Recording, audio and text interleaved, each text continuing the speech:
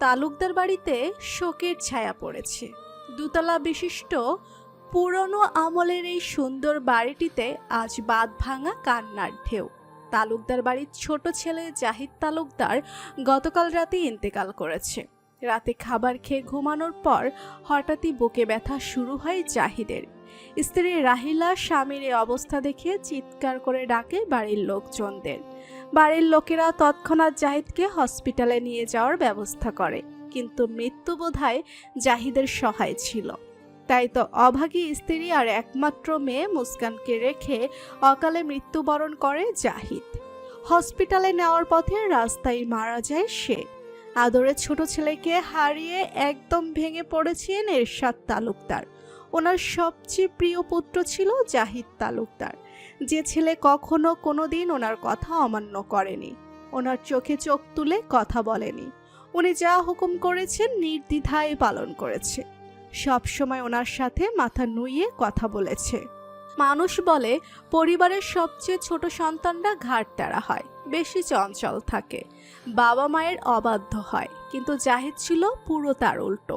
সে কখনো এরশাদ তালুকদারের সাথে গলা উঁচিয়ে কথা বলেছে কিনা জানেন না তিনি। বাবা এরশাদ তালুকদারের নির্দেশে স্ত্রী রাহিলাকে বিয়ে করে জাহিদ। রাহিলার বাবা ছিল এরশাদ তালুকদারের খামারের একজন সাধারণ কর্মচারী।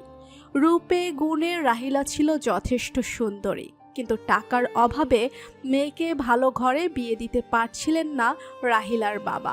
এরশাদ তালুকদার নিজে রাহিলার বাবার কাছে প্রস্তাব রেখে রাহিলাকে ছোট ছেলের বউ করে নিয়ে আসেন। আজ সেই মেয়েটিকে বিধবা বানিয়ে চলে গেল ওনার ছেলে। উঠানের এক কোণায় বড়ই পাতার গরম পানি করা হচ্ছে, অন্য পাশে জাহিদের শেষ গোসলের ব্যবস্থা করা হচ্ছে। উঠানে ঠিক মাঝ বরাবর বড় আম গাছটার নিচে খাটিয়ায় জাহিদের দেহখানা শুয়ে রাখা। জনে জনে মানুষ এসে শেষবারের মতো জাহিদের মুখটা দেখে যাচ্ছে। মানুষজনের মুখে হায় আফসোসের শেষ নেই। গ্রামের প্রতিটি মানুষ জাহিদের অকাল মৃত্যুতে গভীরভাবে শোকাহত। তালুকদার বাড়ির আনাচে কানাচে আজ মানুষে গিজ গিজ করছে। বাড়ির ভিতর থেকে কান্নার তীব্র ধ্বনি ভেসে আসছে কোরআন তেলাওয়াতের সুর। ছেলের লাশের পাশে বসে এক দৃষ্টিতে তাকিয়ে আছে বৃদ্ধ এরশাদ তালুকদার। রাত থেকে কাঁদতে কাঁদতে উনি অসুস্থ হয়ে পড়েছেন, কিন্তু তবুও ছেলের পাশ থেকে কেউ ওনাকে এক চুলো নাড়াতে পারেননি। এরশাদ তালুকদারের 3 পুত্র 1 কন্যা। সবচেয়ে বড় পুত্র জহির তালুকদার, যিনি বর্তমানে স্ত্রীর সন্তানদের নিয়ে ঢাকায় থাকেন। মেজ পুত্র জামিল তালুকদার, যে এখন গ্রামের মাতব্বর। মেয়ে জিন্নাত তালুকদার এবং কনিষ্ঠ পুত্র জাহিদ তালুকদার। এরশাদ তালুকদার খুবই রাগী এবং কঠোর মানুষ। ওনার মুখের উপর কথা বলার সাহস কারণেই, কিন্তু আজ প্রিয় ছেলের আকস্মিক মৃত্যুতে এরশাদ তালুকদার নিজের কঠোরতা ধরে রাখতে পারেননি। সকলের সামনে নিজের দুর্বলতা প্রকাশ করেছেন। বাবা হয়ে ছেলের লাশ দেখা যে কতটা পীড়াদায়ক তা এরশাদ তালুকদার প্রবলভাবে উপলব্ধি করতে পারছেন। এরশাদ তালুকদারের প্রতিটা ছেলে মেয়ে ওনাকে জমের মতো ভয় পায়, সাথে যথেষ্ট মান্য করে। শুধু ওনার ছেলে মেয়েরাই না, এই গ্রামের প্রতিটি মানুষই এরশাদ তালুকদারকে মান্য করে চলে। একটা সময় গ্রামের মাতব্বর ছিলেন এরশাদ তালুকদার, বর্তমানে যেটা ওনার মেজ ছেলে আছেন। ছোট ছেলে জাহিদ ওনার খামারগুলোর তদারকি করত, আর বড় ছেলে তাকে এরশাদ তালুকদার বাড়ি থেকে বের করে দিয়েছেন অনেক বছর আগে। কারণ একটাই, জহির ওনার শত্রুর মেয়ে তাজমহলকে ভালোবেসেছিল, যা এরশাদ তালুকদার মানতে পারেননি। এরশাদ তালুকদার কখনোই নিজের শত্রুর মেয়েকে বাড়ির বউ হিসেবে মেনে নেবেন না। আর সবচেয়ে বড় কথা, জহির ওনার হুকুমের অবাধ্য হয়ে তাজমহলকে বিয়ে করেছিল, যার জন্য সেদিনের পর থেকে এরশাদ তালুকদার ওনার বড় ছেলের মুখও দর্শন করতে চাননি। জহির হাজারবার তার বাবার পা ধরে ক্ষমা চেয়েছে, বাবার রাগ ভাঙাতে চেয়েছে, কিন্তু এরশাদ তালুকদার অটল ছিলেন, ক্ষমা করেননি বড় ছেলেকে, এমনকি ওনার বাড়িতে আসার পারমিশনও দেননি। বাবার ঘৃণা সহ্য করতে না পেরে আজও কাঁদে জহির। বর্তমানে ঢাকার একটা নামি দামি ইন্ডাস্ট্রির মালিক জহির। তার 1 ছেলে 1 মেয়ে। ছেলে বড়, নাম ফারিস তালুকদার, যে খুব বড় মাপের একজন আর্কিটেকচার। মেয়ে ফাইজা এবার নিউটেনে পড়ে। স্ত্রী সন্তানকে নিয়ে লাস্ট একবার তালুকদার বাড়িতে এসেছিল জহির। সেটা হচ্ছে 5 বছর আগে তার মা রেনুর মৃত্যুর দিন। সেদিন শুধু মায়ের কবরে মাটি দিয়ে চলে গিয়েছিল জহির। আজ 5 বছর পর আবার আসছে জহির ভাইয়ের মৃত্যুর সংবাদ শুনে। গাড়ির উচ্চস্বরে উঠানের সকল মানুষ সেদিকে তাকায়। প্রায় 5 বছর পর তালুকদার বাড়ির বড় ছেলে জহির এসেছে বাড়িতে। জহিরের সাথে তার একমাত্র ছেলে ফারিস, মেয়ে ফাইজা এবং স্ত্রী তাজমহলও এসেছে। জহির গাড়ি থেকে নামা মাত্রই দৌড়ে এসে তার বাবার পাশে মাটিতে বসে পড়ল। কান্নায় লুটিয়ে পড়ল আদরে ছোট ভাইয়ের লাশের পাশে। জহিরের চোখের মনে ছিল জাহিদ। ছোটবেলায় জাহিদের সকল আবদার পূরণ করত জহির। ভাইকে কাঁধে নিয়ে ঘুরত, মায়ের মাঠ থেকে বাঁচাতো, ভাই যা চাইতো তাই দিত। বাড়ির সকলে জহিরের সাথে যোগাযোগ বন্ধ করে দিল, জাহিদ ঠিকই জহিরের সাথে যোগাযোগ রেখেছিল। সেই আদরের ভাই আজ তার চোখের সামনে লাশ হয়ে খাটিয়ায় শুয়ে আছে। এটা কিভাবে মেনে নিবে জহির? না, একদম সহ্য করা যায় না, একদমই না। বড় ভাই বোন রেখে, বৃদ্ধ বাবাকে রেখে জাহিদ কিভাবে চলে যেতে পারে? মাটির মধ্যে চাপড় মেরে মেরে হাই হুতোষ করে কাঁদতে লাগলো জহির। ভাইয়ের খাটিয়ায় জোরে জোরে কপাল ঠুকে চিৎকার করতে লাগলো, নিজের চুল টানতে লাগলো সমানে। এরশাদ তালুকদার ছেলের এমন পাগল করা কান্নায় আর কঠোর থাকতে পারলেন না। এত বছর পর বড় ছেলেকে দেখে আর ছেলের এভাবে কান্না দেখে তিনি জহিরকে বুকে টেনে নিলেন। বাপ ছেলে মিলে একে অপরকে জড়িয়ে ধরে বাঁধ ভাঙা কান্নায় ভেঙে পড়লেন। জামিল এতক্ষণ নিজেকে শক্ত রাখলেও এখন আর পারল না। সেও বাপ ভাইকে জড়িয়ে ধরে হাউমাউ করে কাঁদতে লাগলো। গ্রামের মানুষও তাদের কান্নায় কাঁদতে লাগলো। এরশাদ তালুকদার একটানা এত কাদার ফলে ভীষণ অসুস্থ হয়ে পড়লেন। এতটাই অসুস্থ হয়েছেন যে উনি জ্ঞান হারিয়ে মাটিতে লুটিয়ে পড়লেন। জামিল আর গ্রামের মানুষ মিলে এরশাদ তালুকদারকে বাড়ির ভিতরে নিয়ে যান। জহিরও অনেক দুর্বল হয়ে পড়েছে। তার ছেলে ফারিস এসে তাকে সামলায়। ফারিস তার বাবাকে কাঁধে করে ধরে ঘরের ভিতরে নিয়ে শুইয়ে দিল। তার মা তাজমহল আর বোন ফাইজাকে বাবার খেয়াল রাখতে বলে আবার উঠানের দিকে হাঁটা ধরল। জাহিদকে গোসলে নিবে এখন। জামিলের অবস্থাও তেমন ভালো না। বাড়ির বড় নাতি হিসেবে তার সেদিকটাই খেয়াল রাখা উচিত। আম্মা, আবার আবার কি হয়েছে আম্মা? আম্মা, আমার আব্বারে বাইরে কেন শোয়াই রাখছে? আমাকে ছাড়তে বলেন, আমি আমার আব্বার কাছে যাব। আম্মা, আমার আব্বারে কাফনের কাপড় পরাচ্ছে আম্মা, সহ্য হচ্ছে না আম্মা আমার। আম্মা, আম্মা আমার অন্তর ফাইটটা যাইতেছে আম্মা, দয়া করে আমারে বাইরে যাইতে দেন আম্মা। পরক্ষণে চিৎকার দিয়ে বলল, এই আমাকে ছাড়েন আপনারা, দয়া করে আমাকে আমার আব্বার কাছে যাইতে দেন, আমি আপনাদের পায়ে পড়ি, আমাকে আমার আব্বার কাছে যাইতে দেন। ওরা আমার আব্বারে নিয়ে যাবে, আমার আব্বারে মাটিতে পুঁতে রাখবে, আমি দিব না, আমি কিছুতেই আমার আব্বারে নিয়ে যাইতে দিব না। আমার আব্বা মাটিতে ঘুমোতে পারবো না। মুস্কানের আত্মচিৎকারে রুমে থাকা প্রতিটি মানুষের দেহ শিউরে উঠছে। রাহিলা মেয়েকে বুকে চেপে ধরে হাউমাউ করে কেঁদে বলছে, তোর আব্বা আর আসবো না রে মা, আর কোনো দিনও আসবো না। আমাদের ধোকা দিয়ে চলে গেছে তোর আব্বা, আল্লাহ নিয়ে নিছে ওনারে। মা মেয়ে একে অপরকে জড়িয়ে ধরে অঝরে কাঁদছে। তাদের কান্না দেখে রুমে থাকা প্রতিটি মানুষ কাঁদছে। মুস্কানকে চেপে ধরে রেখেছে সকলে।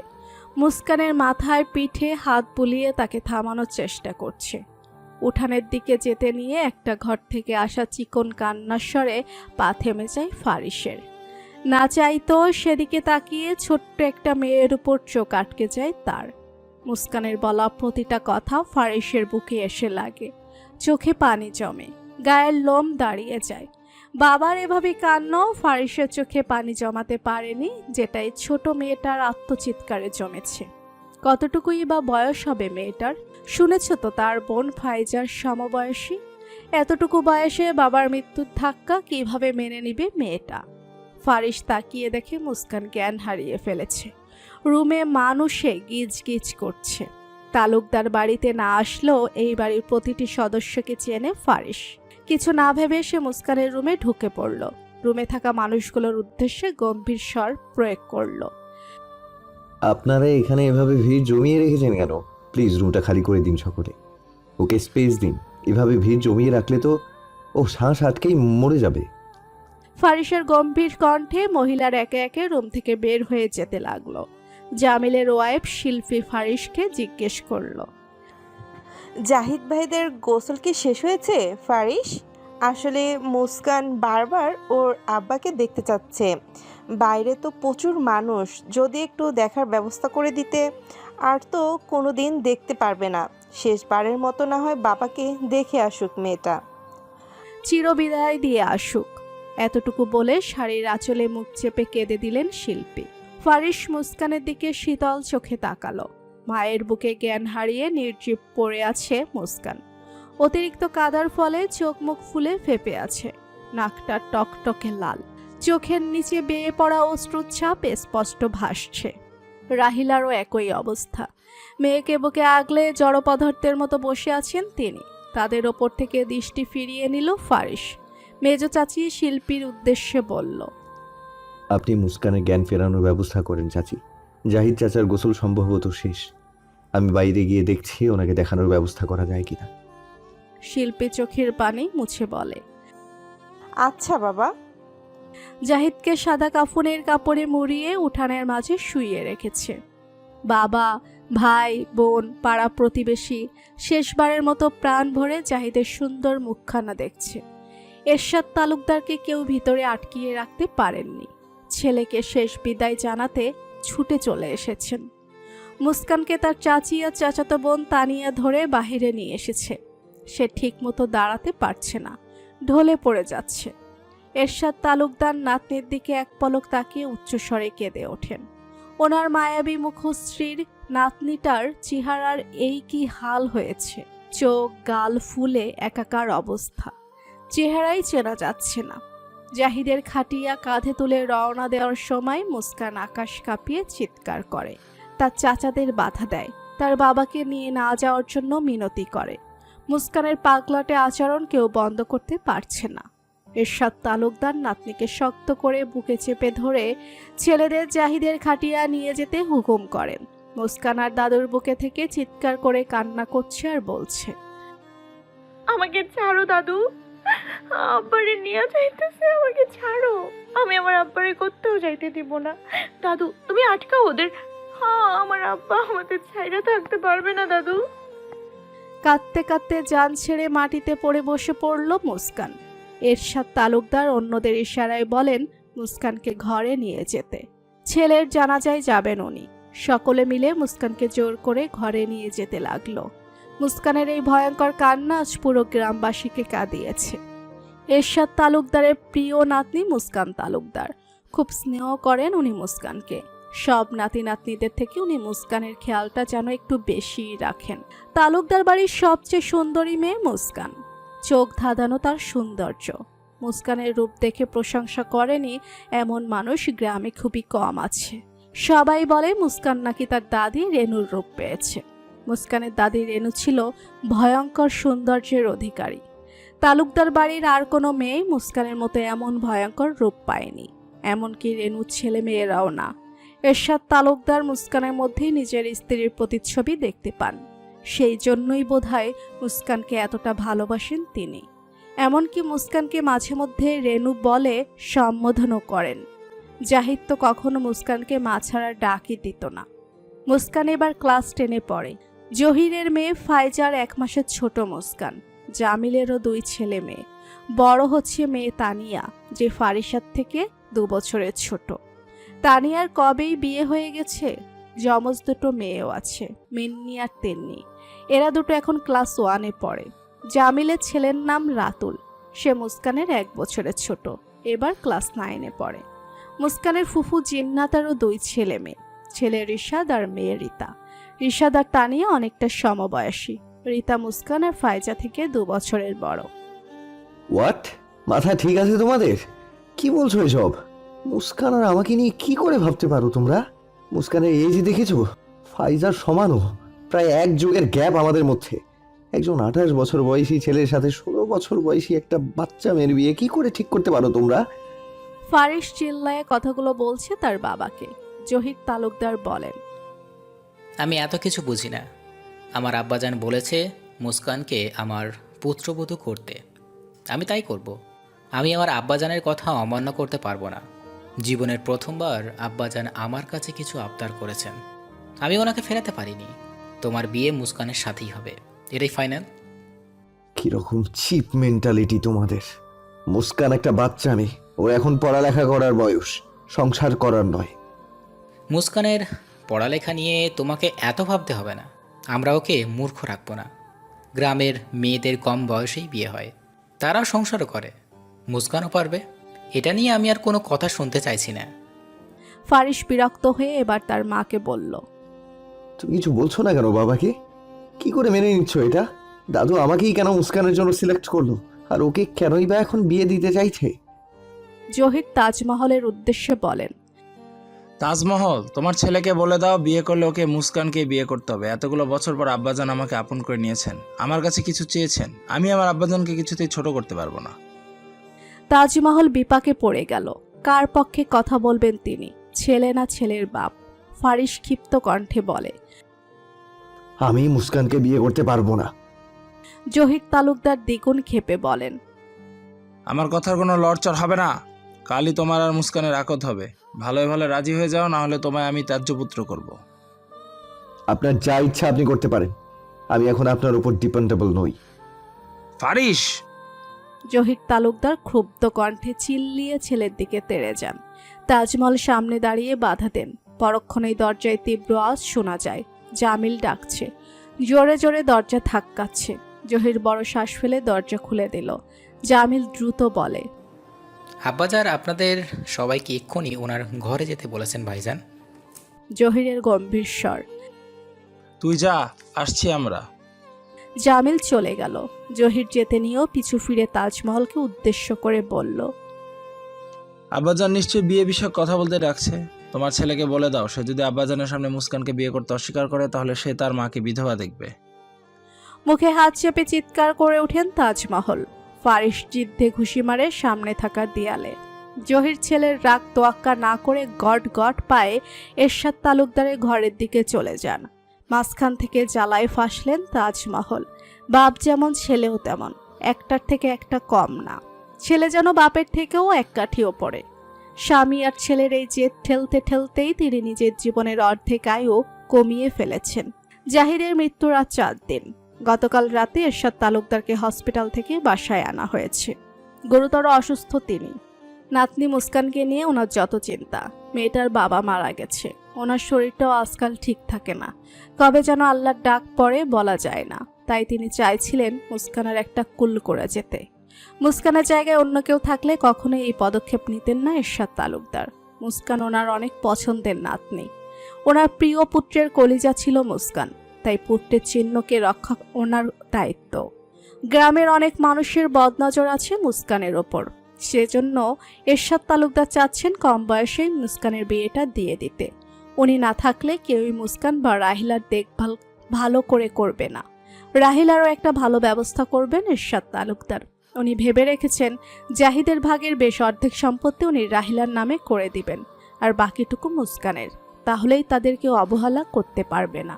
জহিরের ছেলে ফারিসকে এই 3-4 দিনেই বেশ মনে ধরে এরশাদ তালুকদারের।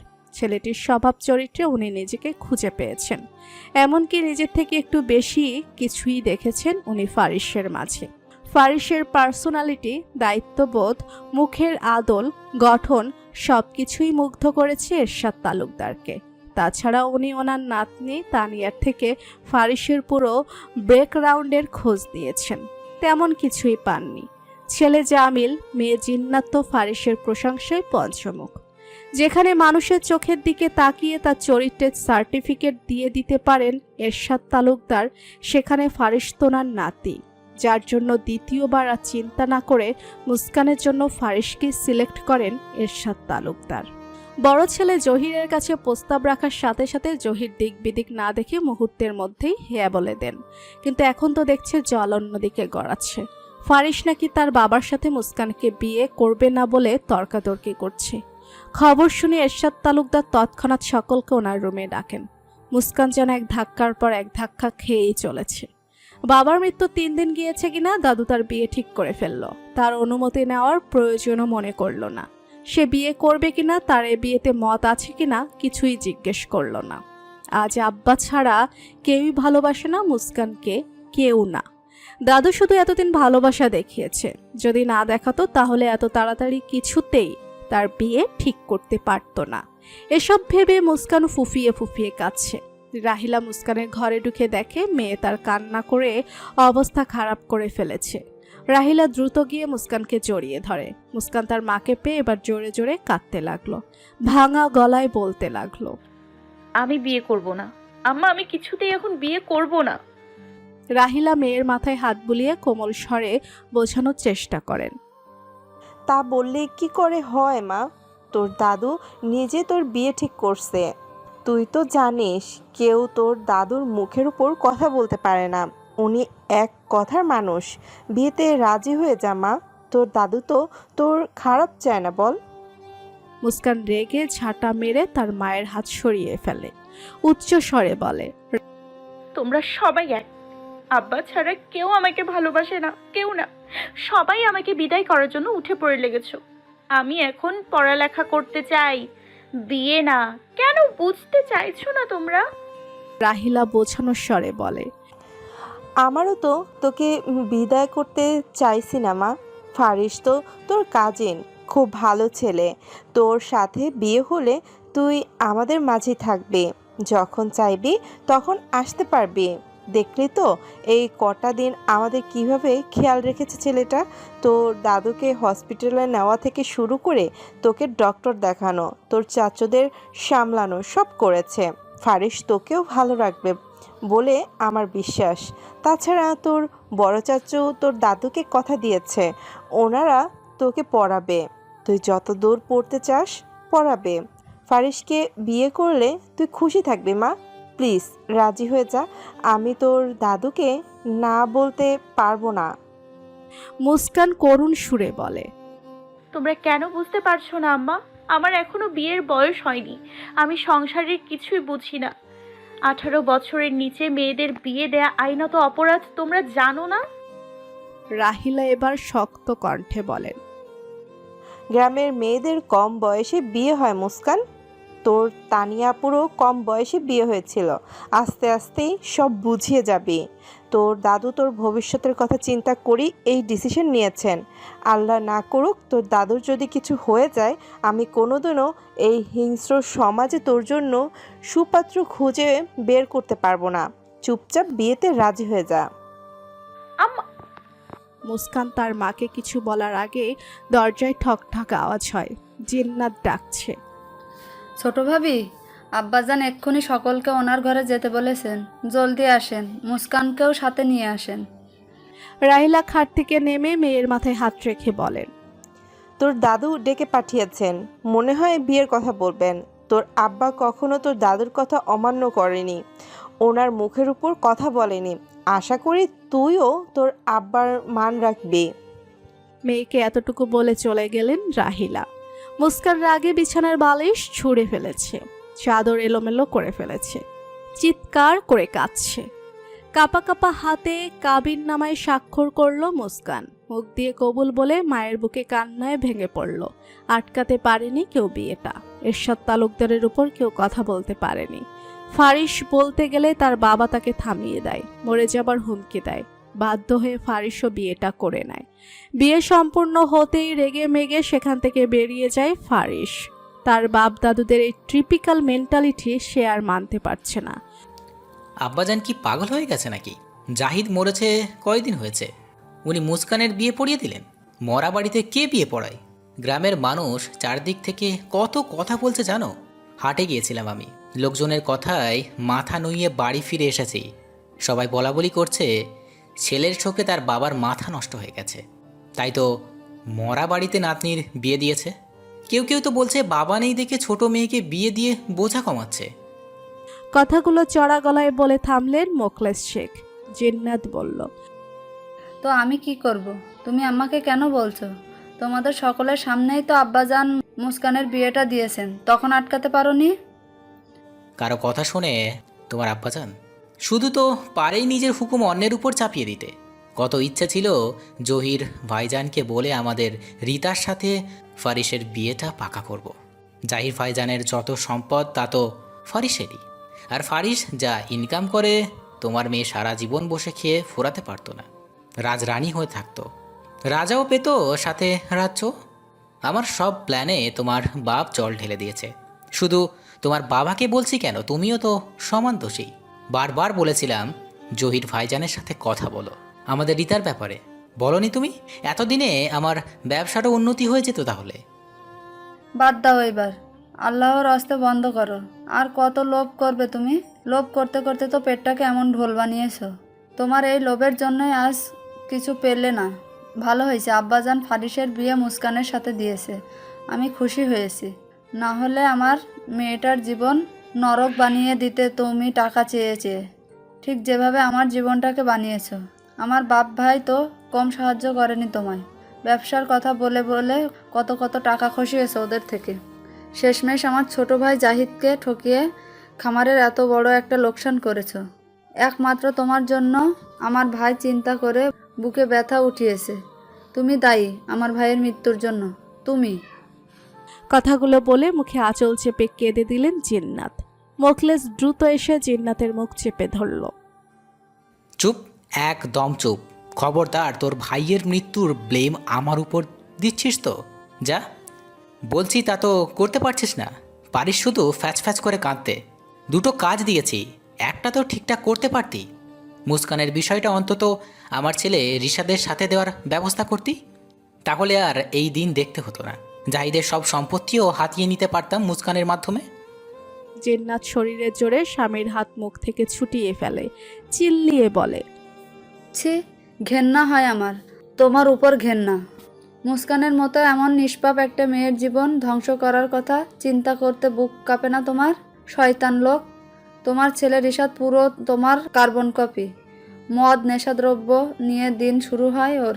তোমার ছেলের মতো নেশাখোরের সাথে মুস্কানের বিয়ে দিয়ে আমার ফুলের মতো ভাতিজির জীবন নষ্ট করব না আমি।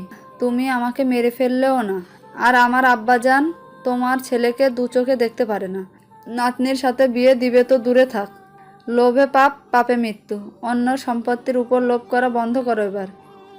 মোখলেস আবার শরীরের শক্তি দিয়ে জিন্নাতের বাহু চেপে ধরে, ক্ষিপ্ত কণ্ঠে বলে, মুখ দিয়ে খই ফুটছে দেখছি।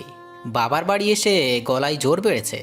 বাড়ি যাই একবার, তারপর মুখে কি করে লাগাম দিতে হয় আমিও জানি।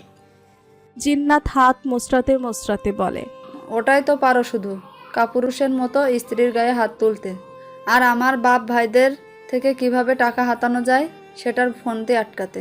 তুমি আর তোমার ছেলে মিলে আমার জীবনটাকে জাহান্নাম বানিয়ে দিয়েছো। তোমার কীর্তিকলাপের কথা যদি আব্বাজান আর ভাইদের বলি না, ওরা 2 মিনিটও চিন্তা করবে না তোমাদের জেলে দিতে। মোখলেস গর্জন ছেড়ে বলে, বাবা ভাইয়ের হুমকি দিচ্ছিস আমাকে তুই? ফুপিমণি, ফুপিমণি। দরজার বাহির থেকে ডাক ভেসে আসছে, রাতুল ডাকছে। রাতুলের গলা শুনে জিন্নাত আর মোখলেস দুজনেই স্বাভাবিক হয়। রাতুল উচ্চ স্বরে বলে, বড় চাচুরা মুস্কান আপুকে নিয়ে ঢাকা চলে যাচ্ছে, তোমাদের সকলকে খুঁজছে, যেতে বলেছে, জলদি আসো। জিন্নাত ঝাঁটা মেরে মোখলেসের হাত ছাড়িয়ে দরজার দিকে হাঁটা ধরে। উঠানের সামনে কালো রঙের একটা বড় প্রাইভেট কার দাঁড় করানো, গাড়ির আশেপাশে মানুষ ভর্তি। সবাই মুস্কানকে বিদায় জানাতে এসেছে। সাদামাটা ভাবে স্বামীর বাড়ি যাচ্ছে মুস্কান। দাদুকে জড়িয়ে ধরে কান্না করছে সে, কিছুতেই তাদের ছেড়ে যেতে রাজি হচ্ছে না। এরশাদ তালুকদার অনেক বুঝিয়ে নাতনিকে গাড়িতে ওঠান, জহিরের উদ্দেশ্যে বলেন, আমার নাতনি যেন কোনো অযত্ন না হয় তোমার বাড়ির। ওকে তোমার মেয়ে ফাইজার মতোই দেখবে, ওর সম্পূর্ণ খেয়াল রাখবে। জহির তার আব্বাজানের হাতে চুমু খেয়ে বলেন, আমরা আমার মুস্কান মায়ের সম্পূর্ণ খেয়াল রাখবো আব্বাজান, আপনি ওকে নিয়ে চিন্তা করবেন না। ফারিস চোখ মুখ কুঁচকে দাঁড়িয়ে আছে। এরশাদ তালুকদার সেদিকে এগিয়ে যান, ফারিসের কাঁধে হাত রেখে বলেন, আজ তুমি আমার প্রতি নারাজ, আমি বুঝতে পারছি, কিন্তু একদিন তুমি ঠিক বুঝবে যে আমি কি দিয়েছি তোমায়। আমার নাতনি আমার খুব শখের, আশা করি ওর কোনো অবহেলা করবে না। ফারিস এড়িয়ে চলে গেল। ডিরেক্ট গিয়ে গাড়িতে বসে পড়ল। এত শখের হলে নাতনিকে এখন বিয়ে দিয়েছে কেন? ঘরে সাজিয়ে রাখতো, অন্তত তার জীবনটা তো বেঁচে যেত। রাহিলা তাজমহলের হাত ধরে কাঁদছে, বারবার অনুরোধের স্বরে বলছে, আমার মেয়েটার খেয়াল রাখবেন ভাবি। ও কোনো দিনও আমাদের ছেড়ে কোথাও থাকেনি। অচেনা জায়গায় নিজেকে মানাতে সময় লাগবে, ভয় পাবে, কান্নাকাটি করবে। ছোট তো, আপনি সামলিয়ে নেবেন। তাজমহল আবাস দেন সে মুস্কানের খেয়াল রাখবে। তবুও মেয়ের জন্য কাঁদছে রাহিলা। স্বামী হারিয়ে এখন একমাত্র মেয়েটাকেও বিদায় দিয়ে দিচ্ছে। কি করে থাকবেন উনি? শিল্পিয়া জিন্নাত রাহিলাকে সামলাচ্ছে। রাহিলার কান্না দেখে মোকলেস তিতগুটের স্বরে বলে, এত কান্নার কি আছে রাহিলা? মেয়ে যখন এত ছোট্ট বিদায় করছো কেন? শ্বশুরকে বলে বিষয়টা আটকাতে পারোনি? আর ভাবি, আপনাকেও বলি, আমার মেয়ে রীতাকে কি আপনার চোখে পড়েনি? সে তো মুস্কানের সাথে বেশ অনেকটাই বড়, সংসারের কাজকর্মও ভালো পারে। মুস্কান কি বোঝে সংসারের? আপনি একটা বাচ্চা মেয়েকে কি করে ছেলের বউ হিসাবে মেনে নিয়েছেন? সেটা নিয়ে তোমার চিন্তা না করলেও চলবে মোকলেস। মুস্কান এতটাও ছোট নয়, ওকে আমি ঠিকই শিখিয়ে পড়িয়ে নিব। তাছাড়া সে আমার ফাইজার মতো। ফাইজা আমার কাছে যতটা প্রিয়, মুস্কানও ততটাই প্রিয় হয়ে থাকবে এখন থেকে। আর তোমার মেয়ে রীতার জন্য আমার ফারিস কেন, আরও ভালো ভালো ছেলে পাবে। 10টা দেখে একটা বেছে নিও তখন। রাহিলা কৃতজ্ঞতার চোখে তাকায় তাজমহলের দিকে। জিন্নাত লজ্জায় চোখ মেলাতে পারছে না কারোর সাথে। এখন বড় ভাবিকে এইসব কথা বলার কোনো মানে হয়? আর কত নিচে নামবে লোকটা। বেশ হয়েছে, ভাবি মুখের উপর বলে দিয়েছে। শিল্পীও মুখ লটকায়। মোকলেসের স্বভাব কেমন এটা জানতে এই বাড়ির কারোই বাকি নেই আর। গাড়িতে বসে তাজমহলের কাঁধে মাথা রেখে চোখ বুজে আছে মুস্কান। কাঁদতে কাঁদতে মাথা ব্যথা করছে তার। সামনের সিটে বসে জহির রাগী গলায় ছেলেকে ধমকাচ্ছেন, দিন দিন বড্ড বেয়াদব হয়ে যাচ্ছ তুমি। আব্বাজান তখন নম্রভাবে কথা বলেছিলেন তোমার সাথে, তাকে এড়িয়ে চলে এলে কোন সাহসে? ফারিসের কানে যেন কিছুই ঢুকেনি। সে এক দৃষ্টিতে সামনে তাকিয়ে ড্রাইভ করে যাচ্ছে। ছেলেকে নিজের কথায় পাত্তা দিতে না দেখে আরো ক্ষেপে গেলেন জহির তালুকদার। চিল্লিয়ে স্ত্রীকে বলতে লাগলেন, দেখেছো তুমি কতটা বজ্জাত হয়ে গেছে তোমার ছেলে? আমার কথা কানেই তুলছে না। তাজমহল বিরক্তিকর সুরে বলেন, আপনি আমাকে বলছেন কেন? ছেলেকে আমার একার নাকি, আপনার নয়? প্যাচ শুরু হয়ে গেল দুজনের মধ্যে কথা কাটাকাটি। ফাইজা কপালে হাত চেপে বলল, মা, আবার শুরু হয়ে গেল ভাইয়াকে নিয়ে তোমাদের মধ্যে ঝগড়া। এবার তো থামো, মুস্কান অসুস্থ, মাথা ব্যথা করছে বেচারি। ফাইজার গলা শুনে ফারিস একবার সামনে থাকা মিররে মুস্কানের সূক্ষ্ম মুখশ্রীর দিকে তাকায়। চোখ বুজে কি নিস্তেজভাবে পড়ে আছে মেয়েটা তার মায়ের কাঁধে। তাজমহল এক হাতে মুস্কানকে ধরে রেখে জহিরের সাথে ঝগড়া করছে। আমি ঝগড়া করি? আমি তোদের বাবাকে কিছু বলতে পারিস না? এনাফ। গম্ভীর কণ্ঠস্বরে চিল্লিয়ে ওঠে ফারিস। আর একটা সাউন্ড হলে আমি এক্ষুনি তোমাদের গাড়িতে রেখে একা একা বাড়ি চলে যাব। থেমে গেলেন তাজমহল, সাথে জহির তালুকদারও। ফাইজা মিটিমিটি হাসছে। তার বাবা মায়ের ঝগড়া শুরুও হবে তার ভাইকে নিয়ে, আবার শেষও হবে তার ভাইকে নিয়েই। বাড়ির অনেকটা কাছাকাছি আসতেই ফাইজা চিল্লিয়ে উঠল, ভাইয়া গাড়ি থামাও, মুস্কান বমি করছে। দ্রুত বেগে ব্রেক কষে ফারিস। সামনে থেকে পানির বোতলটা এগিয়ে দেয় তার মায়ের কাছে। মুস্কানকে নিয়ে বাইরে বেরিয়ে আসে ফাইজার তাজমহল। গাড়ি থেকে বের হতেই গড়গড়িয়ে বমি করে দিল মুস্কান। তাজমহল মুস্কানের পিঠে মাথায় হাত বুলিয়ে বলল, বেশি খারাপ লাগছে মা? টক জাতীয় কিছু খাবে? মুস্কান কথা বলতে নিলে আবার পেট গুলিয়ে আসে। তারপর 3 বার বমি করে জান ছেড়ে দেয় সে। জহির এগিয়ে এসে বলেন, আর বেশিক্ষণ লাগবে না মা, আমরা বাসার কাছাকাছি চলে এসেছি। বাড়িতে গিয়ে রেস্ট নিলে ঠিক হয়ে যাবে। মুস্কান কাপা স্বরে খুব ধীরভাবে বলল, আমি এই গাড়িতে করে আর যেতে পারবো না বড় চাচু, গাড়ির গন্ধে আমার বমি আসে। ফারিস তিক্ত কণ্ঠে বলল, মানে গাড়িতে যাবে না তো কিসে যাবে? বাড়ি তো সামনেই, আর 15-20 মিনিটের মতো লাগবে। এভাবেই আসো। জহির তালুকদার ছেলেকে চোখ রাঙান। এভাবে কথা বলছো কেন ওর সাথে? ওহ, গাড়িতে যেতে চাইছে না তো যাবে না। ফারিসের বিরক্তি সুর। বলেন তো হেলিকপ্টার এনে দেই এখন আপনার ভাতিজির জন্য? ডিসগাস্টিং। হেলিকপ্টার লাগবে না, আপাতত একটা রিক্সা ডেকে দাও। আমি আর মুস্কান রিক্সা করে বাড়িতে যাই, তুমি তোমার মা আর ফাইজাকে নিয়ে আসো। তাজমহল বলেন। হ্যাঁ, এটাই ঠিক হবে। ফারিসের আর কি করার, সে রিক্সা ডেকে তার বাবা আর মুস্কানকে রিক্সায় তুলে দিল। গাড়িতে বসে মা আর বোনকে নিয়ে রওনা হলো বাড়ির উদ্দেশ্যে। এই মেয়ের জন্য তাকে আর কি কি করতে হয় আল্লাহই জানে। রাত 12টা। মুস্কানকে খুব সুন্দর করে শাড়ি পরিয়ে দিলেন তাজমহল। চোখে কাজল, ঠোঁটে হালকা লিপস্টিক, হাতে চুড়ি, নাকে নাকফুল, গলায় চেন পরিয়ে দিয়ে কপালে একটা চুমো দিলেন। মাশাল্লাহ, কি অপূর্ব লাগছে আমার পুত্রবধূকে, কারণ নজর না লাগে। চলো তোমাকে ফারিসের ঘরে দিয়ে আসি, রাত হয়ে গেছে অনেক। ফাইজা তড়িঘড়ি করে বলল। 1 মিনিট দাঁড়াও মা, আমি মুস্কানের একটা ছবি তুলে নেই, আমার ফ্রেন্ডদের দেখাবো। তাজমহল ফাইজাকে মৃদু ধমকে বলেন। এসব কি ফাইজা, তুমি মুস্কানকে নাম ধরে ডাকছো কেন? আজকে গাড়িতেও ডাকলে। মুস্কান এখন থেকে তোমার ভাবি, ওকে ভাবি বললে ডাকবে। কিন্তু মা, মুস্কান তো আমার থেকেও ছোট, ওকে আমি কি করে ভাবি ডাকবো? এটা কি ধরনের কথা ফাইজা? মুস্কান তোমার থেকে বয়সে ছোট হলেও সম্পর্কে বড়। আমি যেন দ্বিতীয়বার আর তোমার মুখ থেকে মুস্কানের নাম ধরে ডাকতে না শুনি, মনে থাকবে? ফাইজা মন খারাপ করে ওপর নিচে মাথা নাড়ায়। মুস্কান শুধু চোখ গোল গোল করে ওদের মা মেয়েকে দেখছে। কিছুক্ষণের মধ্যে তাজমহল তাকে ফারিসের ঘরে নিয়ে যেতে নিলে মুস্কান টুকরো আওয়াজে বলে ওঠে। আমি এখানেই থাকি, বড় চাচি ফাইজার ঘরে। হেসে দিলেন তাজমহল। মুস্কানের থুতনিতে হাত রেখে বললেন। তা বললে কি হয় নাকি? ফারিস তোমার স্বামী, এখন থেকে তো তোমার তার ঘরেই থাকতে হবে। স্বামীর খেয়াল রাখতে হবে। স্বামী কি খেতে পছন্দ করে সেদিকে খেয়াল রাখতে হবে। স্বামীর ঘর, জামা কাপড়, বিছানা সবকিছু গুছিয়ে দিতে হবে।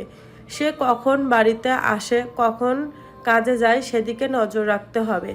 আমি জানি প্রথম প্রথম এইগুলো মেনে নিতে তোমার অনেক অসুবিধা হবে, কিন্তু করতে করতে দেখবে ঠিকই অভ্যাস হয়ে গেছো। বিয়ের পর প্রতিটি মেয়েরই দায়িত্ব স্বামীর খেয়াল রাখা, তার যত্ন করা। ঠিকই তেমনই প্রতিটি ছেলেরও দায়িত্ব তার স্ত্রীর খেয়াল রাখা, তার আবদারগুলো পূরণ করা। স্বামী স্ত্রীর সম্পর্ক হচ্ছে পবিত্র সম্পর্ক, আর না চাইতেও তোমরা এই পবিত্র সম্পর্কটাতে জড়িয়ে গেছো। এখন দুজনেই চেষ্টা করবে সম্পর্কটাকে মূল্যায়ন করতে। আশা করি তুমি বুঝতে পেরেছো মুস্কান। মুস্কান হালকা করে মাথা দোলায়। তাজমহল মুচকি হেসে মুস্কানের মাথায় ঘুমটা টেনে দিয়ে তাকে নিজের ছেলের ঘরের দিকে নিয়ে গেলেন। গ্রামের বাড়ি থেকে ফেরার পরপরই ফারিস তাদের বাড়িতে দিয়ে বেরিয়ে গেছে। এই কয়েকদিনে প্রচুর কাজ জমে গেছে তার। তাছাড়াও বিয়ের খবর শুনে বন্ধুরা ফোন দিয়ে দিয়ে ফারিসের মাথা খাইয়ে ফেলেছে। সবগুলো শুধু ট্রিট করছে। নতুন ভাবিকে দেখতে চাইছে, বারবার ফোন দিয়ে দেখা করতে বলছে। সে কোন পরিস্থিতিতে বিয়ে করেছে এটা যদি এই হতচ্ছাড়াগুলো বুঝতো। বন্ধুদের চাপে খেতে পর্যন্ত পারেনি বেচারা। ফ্রেশ হয়ে আগে তাদের সাথে মিট করতে যেতে হয়েছে। যখন জানতে পেরেছে ফারিসের বিয়ে তার হাঁটুর বয়সী চাচাতো বোনের সাথে হয়েছে, না হয়নি তার বাপ দাদা জোর করে বিয়ে দিয়েছে, তখনই তাদের মধ্যে ট্রলের শেষ ছিল না। হাসাহাসি করে এক একটা গড়াগড়ি খেয়েছে। ফারিসের মতো রাগী মানুষকেও নাকি জোর করে বিয়ে দেওয়া সম্ভব, তাও আবার তার থেকে 12 বছরের ছোট মেয়ের সাথে। হাসবে না তো কি করবে তারা? ফারিসের রুমে বসে ঝিমাচ্ছে মুস্কান। কটা দিন ধরে তার চোখে ঘুম নেই।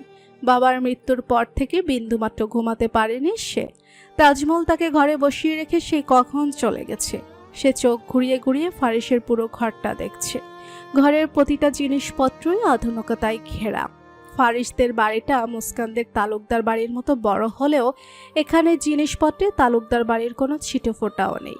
তালুকদার বাড়ির খাট থেকে নিয়ে সকল জিনিসপত্রে যেমন পুরনো আমলের নকশা করা, পুরনো ঐতিহ্যে ঘেরা, এই বাড়ির সবকিছুতেই তেমন আধুনিকতায় ঘেরা। ফারিসদের বাড়িটা সিনেমায় দেখা কোনো নায়কের বাড়ি থেকে কম মনে হচ্ছে না মুস্কানের কাছে। বাড়ির পাশে সুইমিং পুলটাও সে সিনেমায় ছাড়া এই প্রথম সরাসরি দেখেছে। সব দেখতে অসম্ভব সুন্দর হলেও মুস্কান তার দাদুর বাড়িকেই ভীষণ মিস করছে। এসব বাড়ি কেবল সিনেমাতেই সুন্দর তার কাছে। আসল শান্তি তো গ্রামের নীড়ে, সেখানের খোলামেলা আবহাওয়ায়, শীতল বাতাসে, শিশির ভেজা ঘাসে।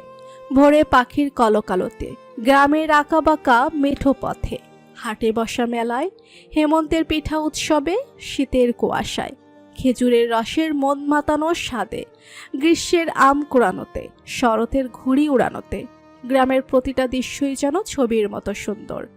সকাল হলেই আম্মার হাতে নাস্তা করে স্কুলে ছোটা, সেখানে গিয়ে সহপাঠীদের সাথে তাল মিলিয়ে পড়াশোনা করা, স্কুল মাঠে খেলা করা, ছুটির পর হাসাহাসি করে বাড়ি ফেরা, সব কিছুতে যেমন অন্যরকম একটা শান্তি পেত মুস্কান, যেটা এখানে এসে সব ধোঁয়াশা হয়ে গেছে।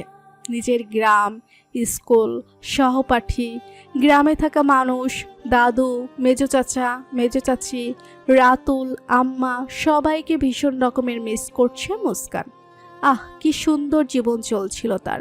দাদু কেন তার এত সুন্দর জীবনটাকে এত তাড়াতাড়ি শেষ করে দিল? চোখ উপচে পানি আসছে মুস্কানের। একদিনেই তার এখানে দম বন্ধ লাগছে, বাকি দিন পার করবে কি করে?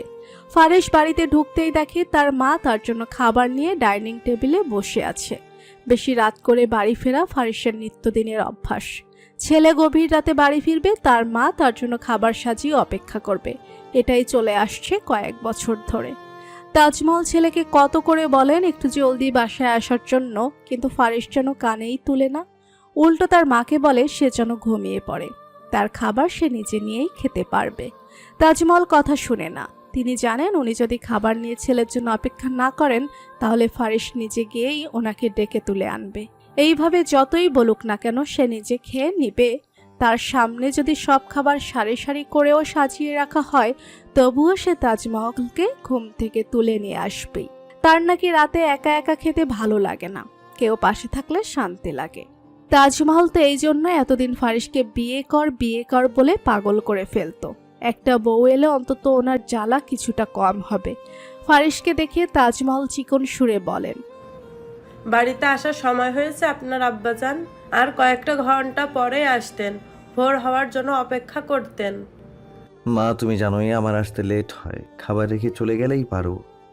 হ্যাঁ, আমি খাবার রেখে চলে যাই, আর তুমি আমাকে মাঝরাতে ঘুম থেকে টেনে উঠিয়ে আনো। ফারেশ শেষে পেছন থেকে তার মায়ের গলা জড়িয়ে ধরে, মাথায় চুমো দিয়ে বলে, একদিন ডেকে তুলেছি বলে যে প্রতিদিন তুলবো তা তো নয়। তুমি কেন রোজ রোজ এত রাত পর্যন্ত অপেক্ষা করো বলো তো? তাজমহল মেকি রাগ দেখিয়ে বলেন, হয়েছে হয়েছে, এবার হাত মুখ ধুয়ে এসে খেতে বসো। আমি আর কয়দিন, এবার তোমার বউ এসেছে, এখন থেকে সেই অপেক্ষা করবে। ফারেশ বেসিনে হাত মুখ ধুতে ধুতে বলে, আমার জন্য কারো অপেক্ষা করতে হবে না মা, আমি নিজে নিয়েই খেতে পারবো। তাজমহল খাবার বাড়তে বাড়তে বলেন, হ্যাঁ হ্যাঁ, তুমি কেমন নিজে নিজে বেড়ে খেতে পারবে তা আমার ভালো করেই জানা আছে। চোখের সামনে সব সাজিয়ে রেখে দিলে এত খোঁজে পাও না। বাবার বাড়িতে গিয়ে একদিনও থাকতে পারি না তোমার জ্বালায়। সকালে গেলে দুপুরের মধ্যে নিয়ে এসে পড়ো। সার্ভেন্টদের রান্না নাকি খেতে পারো না। ভালো হয়েছে মুস্কান ছোট, ওকে এখন আমি নিজের মতো করে গড়িয়ে নিতে পারবো। আমার মতো করে রান্না শিখিয়ে দেব, যেন তোমাদের রেঁধে বেড়ে খাওয়াতে পারে। ফারেশ হেসে বলে, আচ্ছা মেয়েটাকে এখন থেকেই খাটানোর ফোন দিয়ে আসছো? তাজমহল বুক বেঁকিয়ে বলেন, বাবা, বউয়ের জন্য দেখছি এখন থেকেই দরদ চালু হয়ে গেছে। আর মা যে এতগুলো বছর খেটে গেল তার বেলায়। ফারেশ মুখের রং পাল্টিয়ে ফেলে, গম্ভীর বয়সে বলে, ওর জন্য আমার কেন দরদ চালু হবে মা? আমি তো জাস্ট এমনি বলেছি। মনে রাখবে ওকে আমি নই, তোমরা এই বাড়িতে বউ করে এনেছো। তোমাদের জন্য বন্ধুদের কাছে এখন আমাকে ট্রলের শিকার হতে হচ্ছে। তাজমহল অবাক হয়ে বলেন, আরে আরে, তুমি রেগে যাচ্ছ কেন? আমি তো ফাজলামো করেই বলেছি। আর তোমার বন্ধুরাই বা কেমন? মুস্কানকে না দেখেই বিবেচনা করে ফেলেছে ও কেমন, তাকে নিয়ে টোল করতে শুরু করেছে। মুস্কানের মতো এমন সুন্দরী বউ তোমার আর কয়টা ফ্রেন্ডের আছে আমাকে দেখাও তো। আমি তো দেখেছি তোমার ফ্রেন্ডদের বউদের, এক একটার যা চেহারা, কোনোটায় নাক উঁচা তো কোনোটার দাঁত উঁচা, কোনোটা ইয়া লম্বা তো কোনোটা ইয়া খাটো, কয়েকটা তো আবার এত মোটা যে গা নিয়ে নড়তেই পারে না। এক একটা মনে হয় বুড়ি হয়ে বিয়ের বয়স পার করে জীবনের সব রং শেষ করে বিয়ের পিঁড়িতে বসেছে। তাদের থেকে আমাদের মুস্কান সব দিক দিয়ে পারফেক্ট। তুমি মুস্কানের পাশে নিজেকে দাঁড় করিয়ে দেখেছো কখনো? তোমাদের একসাথে দেখতে কত সুন্দর লাগে। এতক্ষণ মায়ের কথা শুনে শুনে খাবার খাচ্ছিল ফারিস। মুখের খাবারটা শেষ করে জবাব দিল। তোমরা তো মনে করো তোমাদের মুস্কান ডানাকাটা পরি, ওর থেকে সুন্দর কেউ হতেই পারে না। আমার ফ্রেন্ডদের বউ যেমনই হোক না কেন, তোমার মুস্কানের মতন স্কুল পড়ুয়া বাচ্চা নয়, যথেষ্ট ম্যাচিওর। আর মুস্কানের হাইটও কোন দিক দিয়ে আমার সাথে যায়, পরে তো সেই কাঁধ বরাবরই। ওই কাঁধ বরাবরে এখন বেস্ট জুটি। তুমি কি বুঝবে? মুস্কানকে খেয়াল করে দেখেছো কখনো? আর কি শুধু বাচ্চা বাচ্চা করো? মুস্কান এতটাও বাচ্চা নয়। তোমার বাবা তো বলেছেন তোমার জাহিদ চাচা নাকি গ্রামের রাস্তায় বের হতেই পারছেন না মেয়ের বিবাহের প্রস্তাবের জন্য। ফারিসের খাওয়া শেষ। সে হাত ধুয়ে টেবিল থেকে উঠতে উঠতে বলে, তো দিয়ে দিতে সেখানকার কারো সাথে বিয়ে আমার ঘাড়ে কেন জড়িয়েছো? তাজমহল তেতে উঠে ছেলেকে ধমক দেন। ফারিস, এসব কি ধরনের কথা? ঘাড়ে জুটিয়েছে মানে কি? ফারিস পাত্তা না দিয়ে নিজের ঘরের দিকে যেতে যেতে বলে, মা গিয়ে ঘুমিয়ে পড়ো তো, অনেক রাত হয়েছে, সকালে দেখা হচ্ছে, বাই। তাজমহল সেদিকে তাকিয়ে বিড়বিড়িয়ে বলেন। অসভ্য ছেলে। ফারিস নিজের রুমে ঢুকে বিছানায় শটান হয়ে শুয়ে পড়ল। অন্ধকারে খুব মিষ্টি একটা ঘ্রাণ ভেসে আসছে তার নাকে। সে না কুচিয়ে ঘ্রাণটা আরেকটু বেশি করে শুকার চেষ্টা করলো। মনে হচ্ছে তার মাথার নিচ থেকেই আসছে ঘ্রাণটা। ফারিস উবুর হয়ে নাক ঘষতে লাগলো সেখানটায়। নাকের মাঝে এসে লাগলো কারো রেশমি চুলের মোলায়েম স্পর্শ। ফারিস ধীরে ধীরে নিজের পুরো মুখটাই মজান করে দিল সে মোলায়েম চুলে।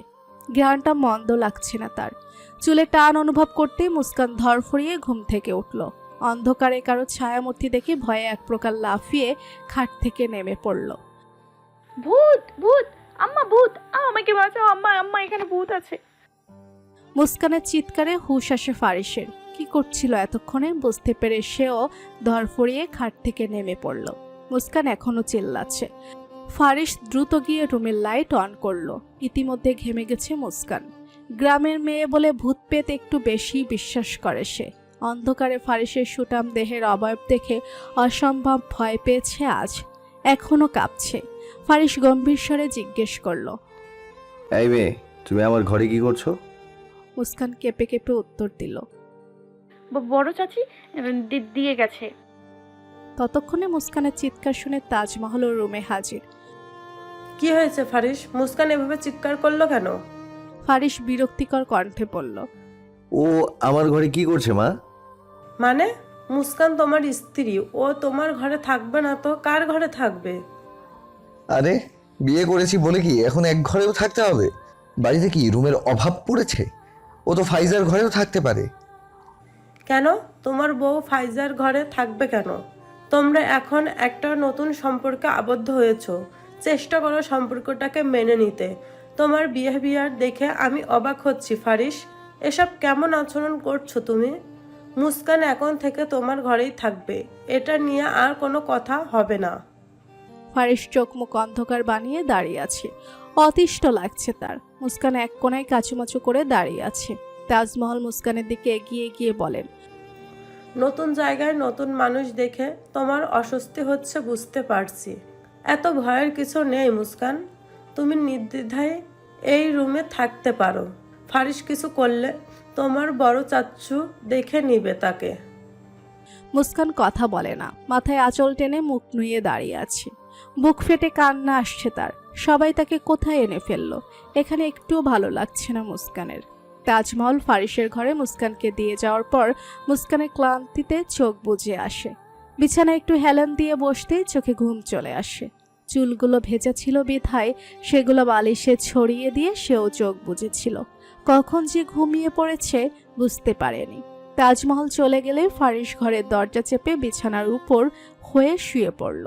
মুস্কান অবুঝের মতো দাঁড়িয়ে আছে। কি করবে বুঝতে পারছে না। কোথায় শুবে সে? ফারিসের পাশে শুবে ভেবে ভীষণ অস্বস্তি হচ্ছে। জীবনের প্রথমবার কোনো পুরুষের সাথে এক রুমে থাকতে যাচ্ছে সে।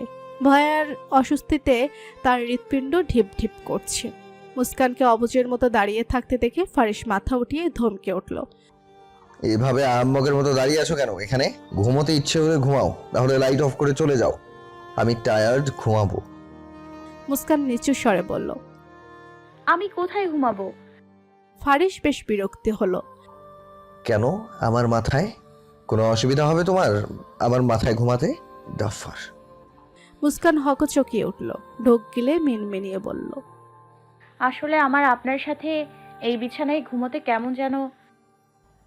ওহ প্লিজ, সিরিয়ালের নায়িকাদের মতো একদম ন্যাকামো করবে না আমার সাথে। স্বামীর সাথে এক বিছানায় ঘুমাতে যদি তোমার এতই অসুবিধা হয়ে থাকে, তাহলে ওই যে সোফা আছে ওখানে গিয়ে ঘুমাও। আমাকে জ্বালানো বন্ধ করো দয়া করে। I will slip. তোমার ওই বুড়ো দাদুর টিপিক্যাল জেদের জন্য কটা দিন আমি দু চোখের পাতা এক করতে পারিনি। এই বলে ফারিস মাথায় বালিশ চেপে আবার শুয়ে পড়ল। মুস্কান একবার সোফায় তাকাচ্ছে আর একবার বিছানায়। মনে মনে ভাবছে, তার যেভাবে ছড়িয়ে ছিটিয়ে ঘুমানোর অভ্যাস, এই লোক যদি সেজন্য তাকে আবার বিছানা থেকে ফেলে দেয়। ভয়ে আতঙ্কে মুস্কান লাইট বন্ধ করে সোফায় শুয়ে পড়ল। কিন্তু যার পুরো বিছানায় হাত পা ছড়িয়ে ঘুমানোর অভ্যেস, তার কি আর ওইটুকু সোফায় চলে? সোফায় শুয়ে সমানে ছটফট করতে লাগলো মুস্কান। একবার ডান পাশ হচ্ছে তো একবার বাম পাশ, একবার উঠে বসছে তো আবার শুয়ে পড়ছে। কোনোভাবেই স্বস্তি পাচ্ছে না সে। এভাবেই হাঁসফাঁস করতে করতে একসময় সোফা থেকে ধপাস করে নুচে পড়ে গেল মুস্কান। কোমরে বেশ লেগেছে, সেখানে হাত দিয়ে হু হু করে কেঁদে দিল সে। মুস্কানের পড়া শব্দে ফারিস দ্রুত বিছানা থেকে উঠে আসলো। সোফার দিকতে আসতেই ড্রিম লাইটের আলোয় দেখতে পেল মুস্কান কোমর চেপে ফুফিয়ে কাঁদছে। বুকের ওপর থেকে শাড়ির আঁচল কখনোই খসে পড়েছে। সেদিকে তাকিয়ে দাঁত কিড়মিড়িয়ে বলল ফারিস। কি করছো এখানে? মুস্কানের হিসকি তুলতে তুলতে বলল। আমি বাড়িতে যাব, আমার এখানে একটু ভালো লাগছে না। ফারিস বুঝতে পারলো ভালোই লেগেছে। গাল ফুলিয়ে শ্বাস ছাড়ল সে। এ নাকি আবার বাচ্চা নয়। মুস্কানের কান্নার মাঝে তাকে কোলে তুলে নিল ফারিস। বিছানায় ঠাস করে ফেলে মাঝখানে কোল বালিশের বর্ডার দিয়ে দিল। ধমকে উঠে বলল। চুপচাপ ঘুমাবে, আর একটু সাউন্ড হলে হাত পা বেঁধে ছাদে নিয়ে ফেলে আসবো। তখন চিৎকার করে কাঁদলেও কেউ দেখতে আসবে না। ফারিসের ধমকে কোমরে অসহ্য ব্যথা থাকা সত্ত্বেও চুপ হয়ে গেল মুস্কান। অপর পাশ ফিরে ঠোঁট চেপে কান্না আটকানোর চেষ্টা করলো। ফারিসও অপর পাশ ফিরে ঘুমানোর চেষ্টা করলো। এবার ভূমিকম্প হলেও চোখ খুলবে না সে। সকালবেলা পুরো বিছানা জুড়ে হাত পা ছড়িয়ে ছিটিয়ে ঘুমিয়ে আছে মুস্কান। তার এক পা পুরোটাই ফারিসের পেটের উপর। মাথার লম্বা চুলগুলো ফারিসের মুখে এমনভাবে পড়ে আছে যে ফারিসের চেহারাই দেখা যাচ্ছে না। নাক পিট পিট করে ঘুমের ঘোরেই হাঁচি দিল ফারিস। কোনো মতে মুস্কানের চুলগুলো মুখের উপর থেকে সরিয়ে উঠে বসলো। মুস্কানের দিকে তাকিয়ে তার চোখ ছানা বড়া। এ কী রকম ঘুমানোর স্টাইল! মুস্কান নিজের অংশের দিকে পুরো খাট রেখে ফারিসের দিকে এসে শুয়ে আছে। মাঝখানের কোলবালিশ কখন লাথি মেরে খাটের নিচে ফেলে দিয়েছে এটা হয়তো সে নিজেই জানে না। মুস্কানের এই অবস্থা দেখে ফারিসের ইচ্ছা করছে বাংলা সিনেমা জসিমের মতন দেওয়ালে মাথা ঢুকে কপাল ফাটাতে। এই মেয়েটি তাকে এত জ্বালাচ্ছে কেন? এক রাতেই অতিষ্ঠ হয়ে গেছে সে। সারা জীবন কিভাবে সহ্য করবে একে? আল গোছে মুস্কানের পাটা নিজের উপর থেকে সরিয়ে বিছানা থেকে নেমে পড়ল ফারিস। ভাগ্যেশ তার ঘুম ভেঙেছিল, না হলে কোলবালিশের মতো তাকেও কখন এই মেয়ে খাট থেকে লাথি মেরে ফেলে দিত কে জানে। শোয়ার যা স্টাইল! ফারিস বেশ কয়েকবার মুস্কানকে ঠিক হয়ে শোয়ার জন্য ডাকতে গিয়ে বিব্রত বোধ করল, কারণ মুস্কানের পুরো শাড়ি এলোমেলো হয়েছে। পেটের দিকটায় শাড়ির আঁচল সরে গিয়ে সেখানে অবস্থিত কালো কচকচে তিলটা দেখা যাচ্ছে। ফারিসের চোখের সামনে ঝলঝল করছে মুস্কানের মেধহীন ফর্সা কোমর। সেদিকে তাকিয়ে ঢুক গেল ফারিস। যতই হোক একজন পুরুষ মানুষ সে। এভাবে নিজের বেডরুমে কোনো রূপসী নারীকে এইভাবে শুয়ে থাকতে দেখলে নিজেকে নিয়ন্ত্রণে রাখা যায় না। আর যদি সে নারীটি নিজের অর্ধাঙ্গিনী হয় তাহলে তো আরও কষ্টসাধ্য। কম্পিত হাতে মুস্কানের শাড়ি ঠিক করে দিল ফারিস। আলতো করে মুস্কানের ঘাড়টা সোজা করে উঠিয়ে বালিশে শুয়ে দিল। গাল ফুলিয়ে শ্বাস ছেড়ে বিড়বিড়িয়ে বলল। কি ঘুম রে ভাই, কেউ এসে উঠিয়ে নিয়ে গেলেও বোধহয় টের পাবে না। ফারিস আর মুস্কানকে উঠালো না। কটা দিন ধরে মেয়েটার চোখে ঘুম নেই, যার সাক্ষী সে নিজেই। বাবার জন্য কান্নাকাটি করে শরীর একদম দুর্বল বানিয়ে ফেলেছে। ঘুমের ওষুধ খাইয়েও কেউ তাকে ঘুম পাড়াতে পারেনি। এখন যদি একটু ঘুমায় তাহলে ক্ষতি কি। ফারিস শাওয়ার সেরে নিচে নামতেই হট্টগোলে তার কান তবদা লেগে গেল। ড্রয়িং রুমের সোফায় তার পুরো বন্ধু বান্ধবের গ্যাং বসে আছে।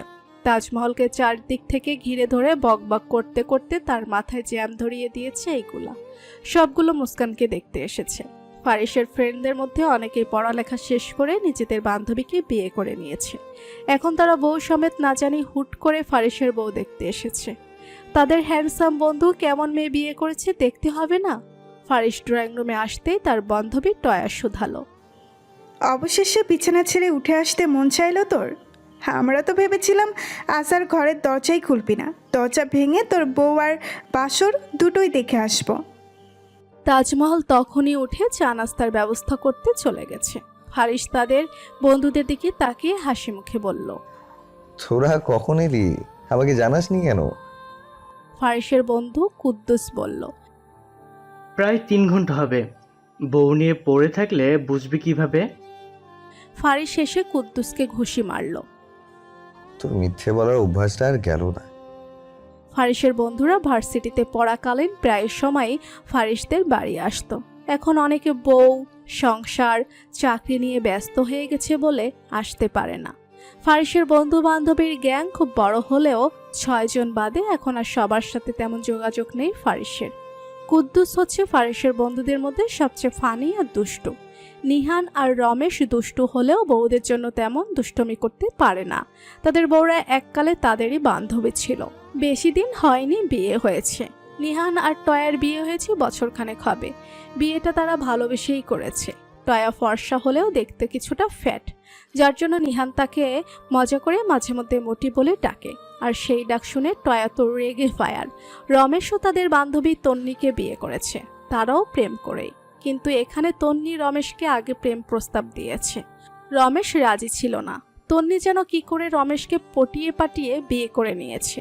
তন্নি দেখতে সুন্দরী, স্মার্ট হলেও কিছুটা চিকন আর লম্বাটে। তার হাইট আর রমেশের হাইট মাত্র 2 ইঞ্চি বেশ কম। একসাথে দাঁড়ালে রমেশকেই একটু উঁচু মনে হয়। তাও তন্নি নিজের এই লম্বা হাইট নিয়ে রমেশের পাশে দাঁড়াতে লজ্জিত বোধ করে। ফারিসদের আরেক বান্ধবী শ্যামা। সে দেখতে শ্যামলা হলেও তার চেহারাটা মুগ্ধকর। শ্যামা এখন একটা বেসরকারি অফিসে চাকরিরত আছে। বাবা মা 3 বছরের মেয়েকে নিয়েই শ্যামার জীবন। শ্যামা একজন ডিভোর্সি মেয়ে। বিয়েটা শ্যামা মা বাবার ইচ্ছেতে করলেও তার স্বামী ইকবাল ছিল চরিত্রহীন লম্পট। বিয়ের প্রথম দিকে ইকবাল ভালো থাকলেও আস্তে আস্তে সে নিজের রূপ দেখাতে শুরু করে। শ্যামাকে মারধর, অত্যাচার, একাধিক মেয়ের সাথে সম্পর্ক, শ্যামার বাবা মার কাছে মোটা অঙ্কের টাকা আরও নানান অত্যাচার করে শ্যামার জীবনটা অতিষ্ঠ করে ফেলে। এমনকি শ্যামার মেয়ের জন্মের পরও ইকবাল নিজের মেয়েকে দেখতে আসেনি। ইকবালের শ্যামার প্রতি এমন অমানবিক আচরণের জন্য ফারিস এবং তার বন্ধুরা মিলে শ্যামাকে তার থেকে উদ্ধার করে। ইকবালকে আরও অনেক আগে শাসিয়েছে, ওয়ার্নিং দিয়েছে ফারিস আর তার বন্ধুরা, কিন্তু ইকবাল শুধরায়নি। উল্টো তাদের সাথে জড়িয়ে শ্যামাকে আরও আজে বাজে কথা শোনায়। অতিষ্ঠ হয়ে শ্যামা নিজেই বন্ধুদের সাহায্যে ইকবালকে ডিভোর্স দেয়। আর্থিকভাবে শ্যামার আর ততটা সচল নয়, যার জন্য ফারিস নিজেই শ্যামাকে চাকরির ব্যবস্থা করে দেয়।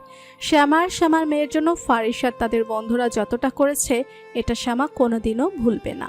ফারিসদের বন্ধু মহলে কেবল কুদ্দুস আর ফারিসই বিয়ে করেনি, এখন ফারিসও বিয়ে করে নিয়েছে, যার জন্য কুদ্দুসের দুঃখের শেষ নেই।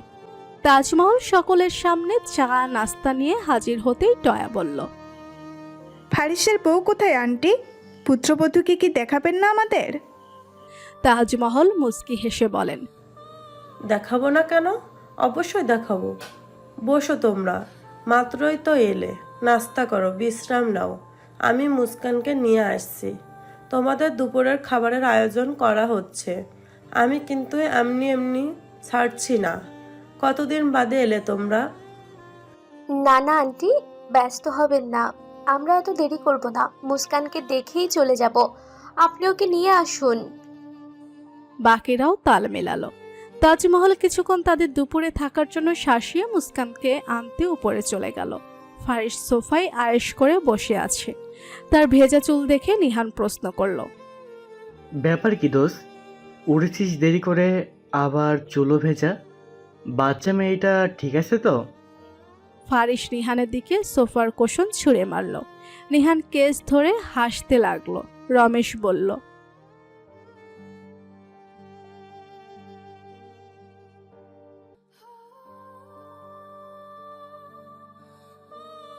তন্নির আগে ফুসছে।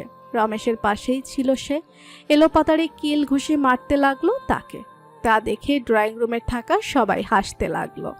তাদের হাসাহাসির মধ্যে মুস্কানকে নিয়ে ড্রয়িং রুমে আসলো তাজমহল। সকলকে সালাম দিয়ে মাথা নিচু করে দাঁড়িয়ে রইল মুস্কান। আর এদিকে ফারিসের বন্ধু বান্ধবীরা হা হয়ে তাকিয়ে তাকে দেখছে। সকালের মুখ থেকে আপনা আপনি বেরিয়ে আসলো মাশাল্লাহ। শ্যামা সোফা থেকে উঠে এসে মুস্কানকে ধরে নিজের পাশে বসালো। মুস্কান কালচি ভরং শাড়ি পরে আছে। তাজমহল তাকে একেবারে রেডি করেই নিচে নিয়ে এসেছে, কারণ নতুন বউ বলে আরো অনেকেই মুস্কানকে দেখতে আসবে। শ্যামা মুস্কানের থুতনিতে হাত রেখে বলে, বাহ, দারুণ মিষ্টি দেখতে তো তুমি। তন্নিও উঠে এসে মুস্কানের পাশে বসলো। মুস্কানের দিকে তাকিয়ে মুস্কি হেসে বলল, একদম বারবি ডল। টয়া উঠতে নিলে কুদ্দুস ফাজলামো সুরে বলে, তুই ওইখানেই থাক, তোর জায়গা হবে না।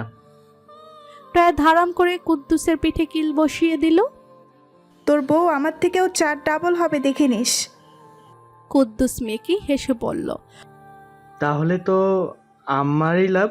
সারাক্ষণ বিছানায় বসিয়ে রেখে আদর করতে থাকবো, দৌড়ে চলে যেতে চাইলেও পারবে না। টয়া ঠোঁট লটকিয়ে বলে, শালা নির্লজ্জ। ফারিসের কানের কাছে গিয়ে ফিসফিসিয়ে বলে কুদ্দুস, এমন বউ রেখে বিছানা থেকে কি করে উঠে আসলি রে? আমি তো 3 দিন সেখানেই লেকটিকে থাকতাম, দরজা ভেঙে ফেললেও ছাড়তাম না, হোক বাচ্চা। ফারিস আরেকটা ঘুষি মারতে গেলে কুদ্দুস দ্রুত সরে যায়। তোরা সবগুলো মারতে মারতেই আমার হাফ মামলা কমিয়ে ফেলেছিস। তুই কথাই বলিস ওই রকম যে তোকে মারার জন্য হাত আকু পাকু করে। রমেশ মুস্কানের দিকে তাকিয়ে আহত গলায় বলল,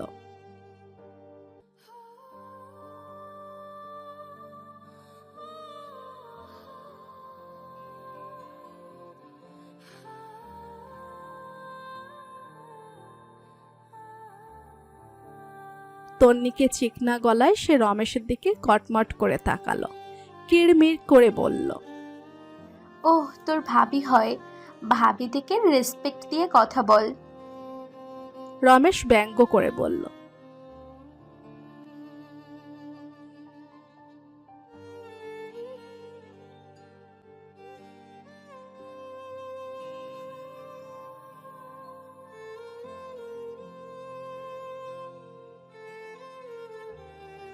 তন্নি জোরপূর্বক ঠোঁটে হাসি ঝুলিয়ে বলল,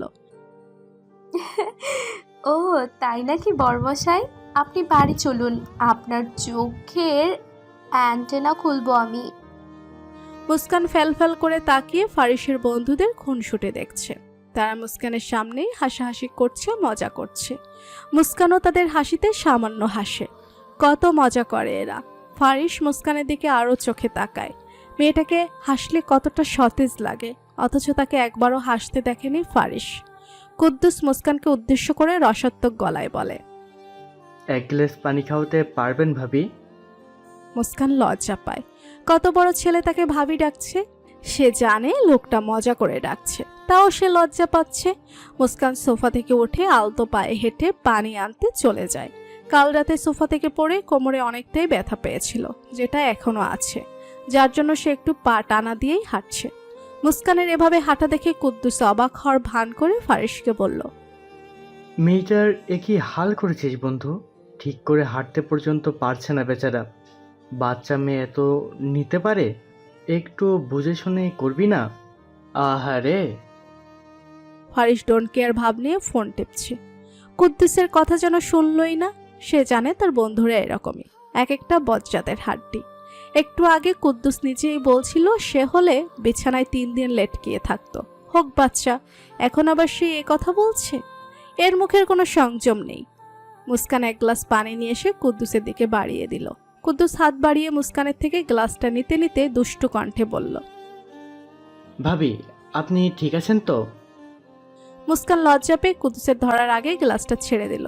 গ্লাসের পানি সরাসরি গিয়ে পড়ল কুদ্দুসের গুপ্ত স্থানে। সাথে সাথে জায়গাটা বাচ্চাদের হিসু করে দেওয়ার মতো ভিজে গেল। সেদিকে তাকিয়ে মুস্কান চোখ ঢেকে জোরে এক চিৎকার দিল।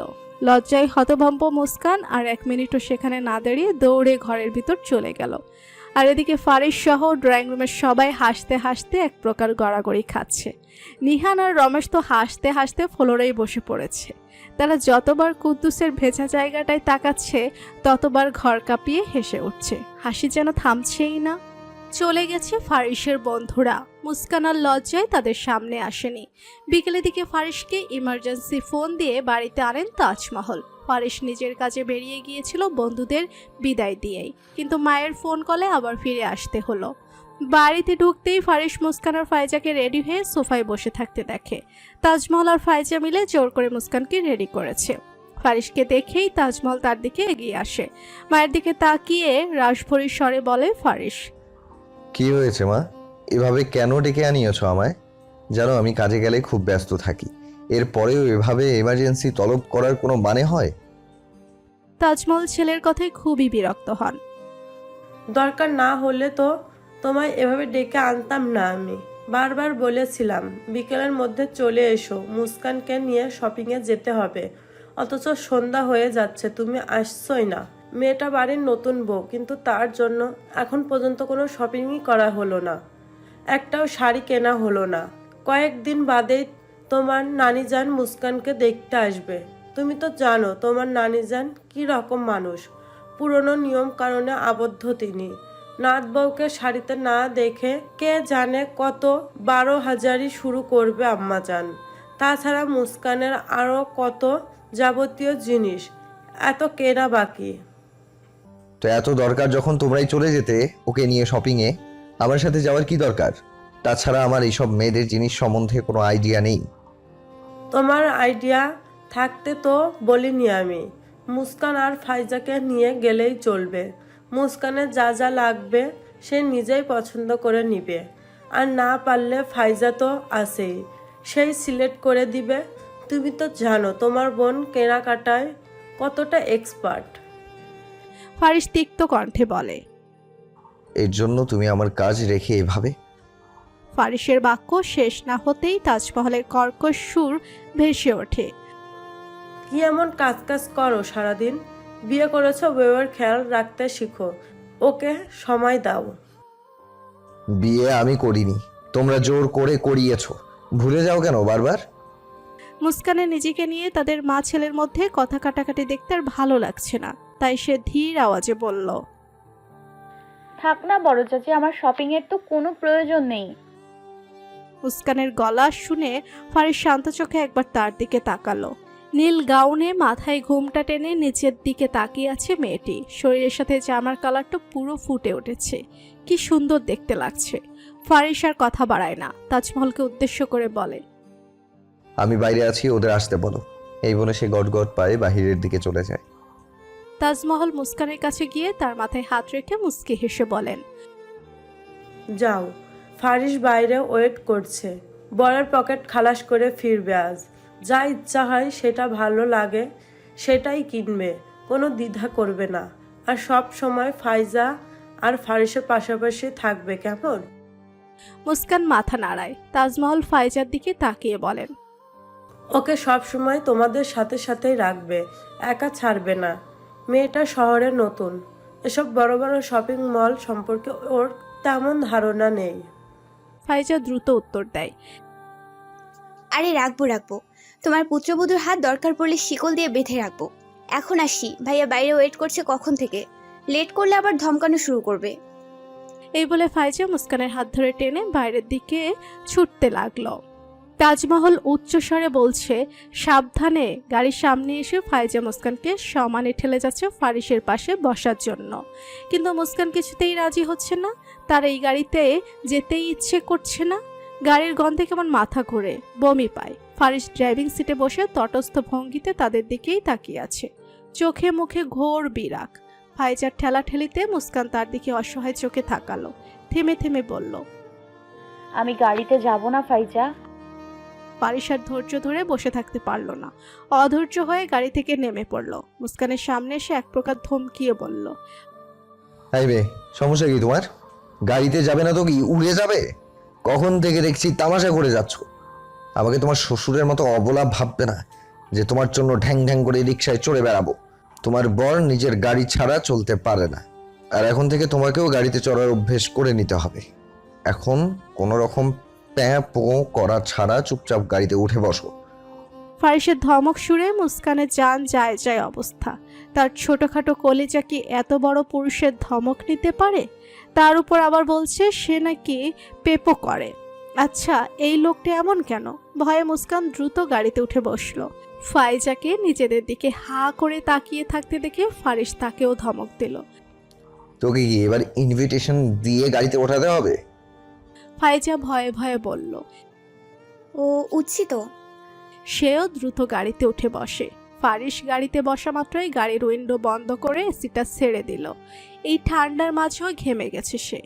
একে তো গাড়ির গন্ধ, তার উপর জানালাও বন্ধ, এখন আবার ছেড়েছে এসি।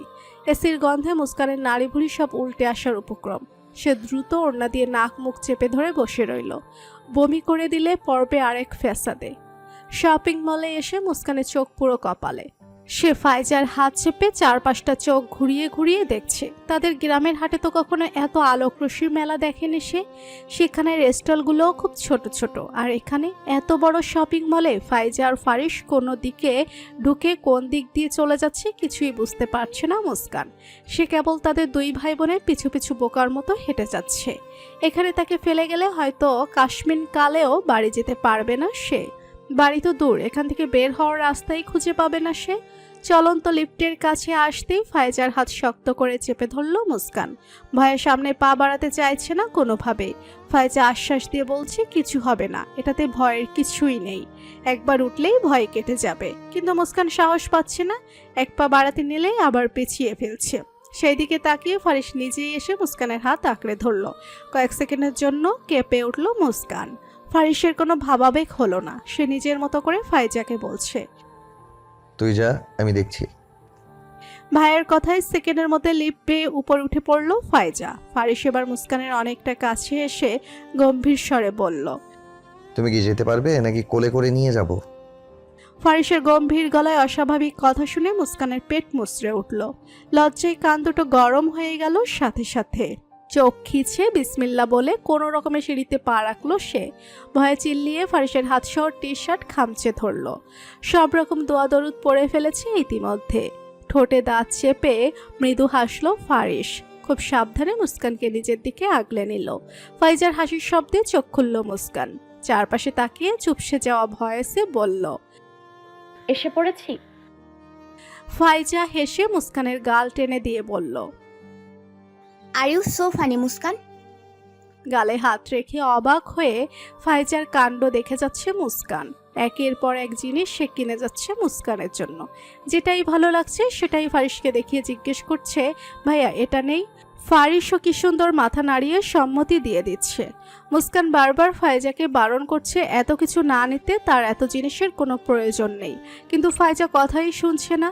তার শাশুড়ি বলে দিয়েছে সে যেন আজ বরের পকেট খালাস করে ফেরে।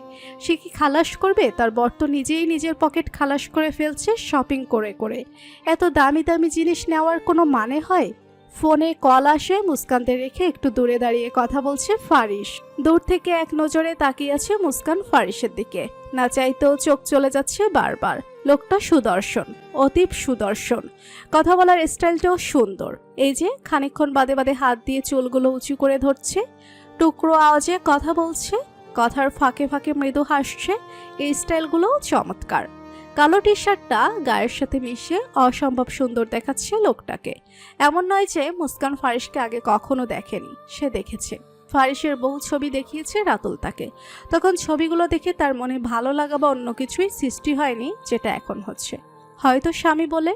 মুস্কানের তাকানোর মাঝে হঠাৎ কোত্থেকে যেন একটা মেয়ে এসে ফারিসকে জড়িয়ে ধরলো। আচমকা কেউ চাপটে ধরায় ফারিস চমকে উঠল। মেয়েটাকে নিজে থেকে ছুটিয়ে ধমক দিতে যাবে তার আগেই মেয়েটার চেহারা দেখে থমকে গেল। হিয়া, তুই?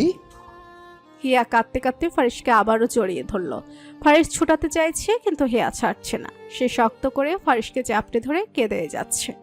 মুস্কান দূর থেকে খেয়াল করছে মেয়েটাকে। ওয়েস্টার্ন ড্রেস পরা মেয়েটি দেখতে যতটা সুন্দর ততটাই স্মার্ট। কিন্তু নিজের স্বামীকে এভাবে জড়িয়ে ধরায় মোটেও ভালো লাগছে না মুস্কানের। শপিং মলের মতো এমন একটা জনমানব সমূহ স্থানে বিষয়টা খুবই দৃষ্টিকটু।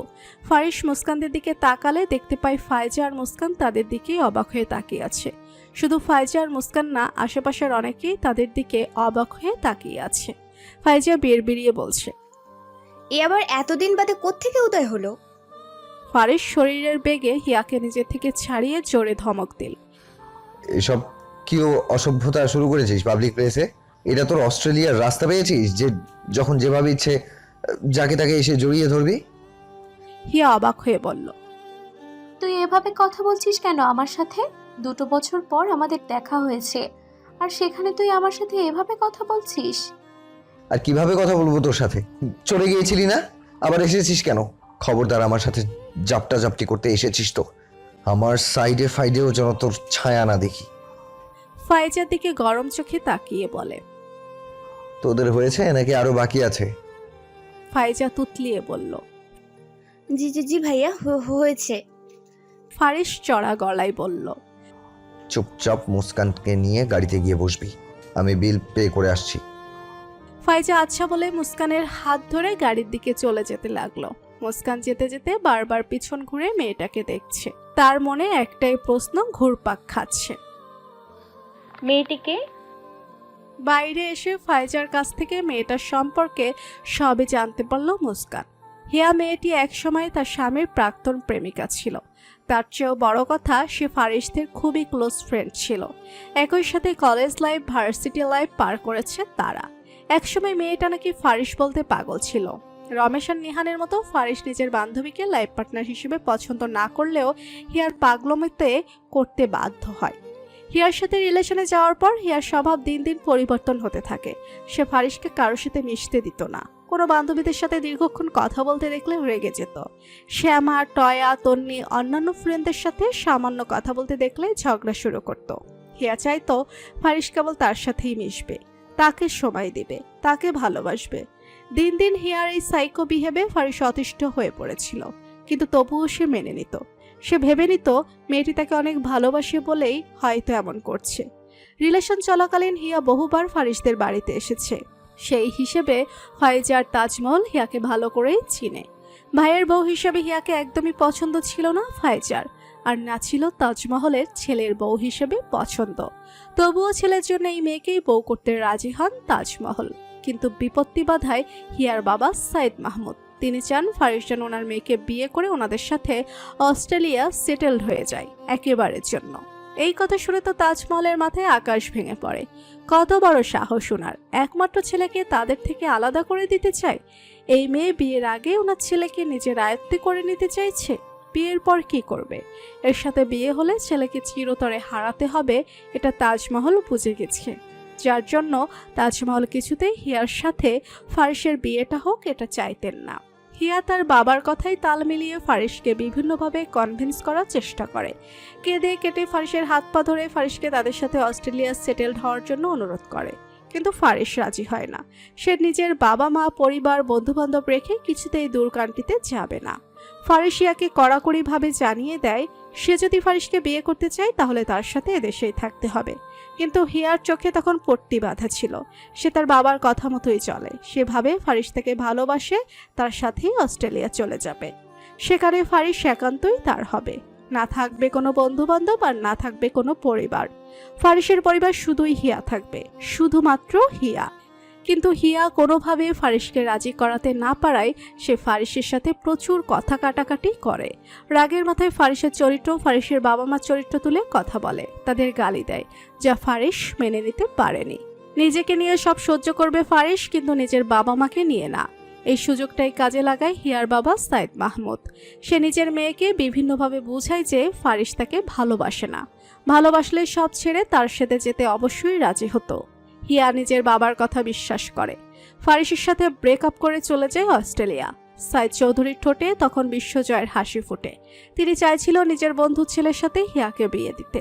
অস্ট্রেলিয়াতে তার বন্ধুর পুরো পরিবার থাকে, তিনিও মেয়েকে নিয়ে সেখানেই থাকতে চায়। ফাইজার কাছ থেকে সব জানতে পেরে মুস্কানের মন খারাপ হয়ে যায়। তার স্বামী অন্য একটা মেয়েকে ভালোবাসতো, এটা তার শুনতে ভালো লাগছে না। বাড়িতে এসে মুস্কান কারোর সাথে কোনো কথা না বলে ফারিসের রুমে ঢুকে যায়। তাজমহল মুস্কানের মুড অফ দেখে ফাইজাকে জিজ্ঞেস করে কি হয়েছে। ফাইজা শপিং মলে হয়ে যাওয়া সব ঘটনা তার মাকে খুলে বলে।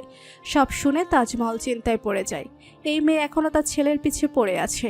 নিজের রুমের বারান্দায় দাঁড়িয়ে ফোনে খুব রোডলি কথা বলছে ফারিস। মুস্কান ঘুমিয়েছিল। ফারিসের চিল্লানোতে লাফিয়ে ওঠে। ঘরে বসে থেকেও ফারিসের চিল্লাচিল্লি স্পষ্ট শুনতে পাচ্ছে সে। কাউকে অসম্ভব রেগে ধমকাচ্ছে। হিয়া দেশে এসেছে, আমাকে জানাসনি কেন? অপর পাশ থেকে কি বলছে মুস্কান কিছুই বুঝতে পারছে না। সে কেবল ফারিসের কথাগুলোই শুনছে। আরে পাগল করে ফেলেছে ও আমাকে কল দিয়ে দিয়ে। আমার বিয়ে হয়ে গেছে, বিলিভই করছে না। ব্লক করলে অন্য নাম্বার থেকে ঘুমের পিক সেন্ড করছে।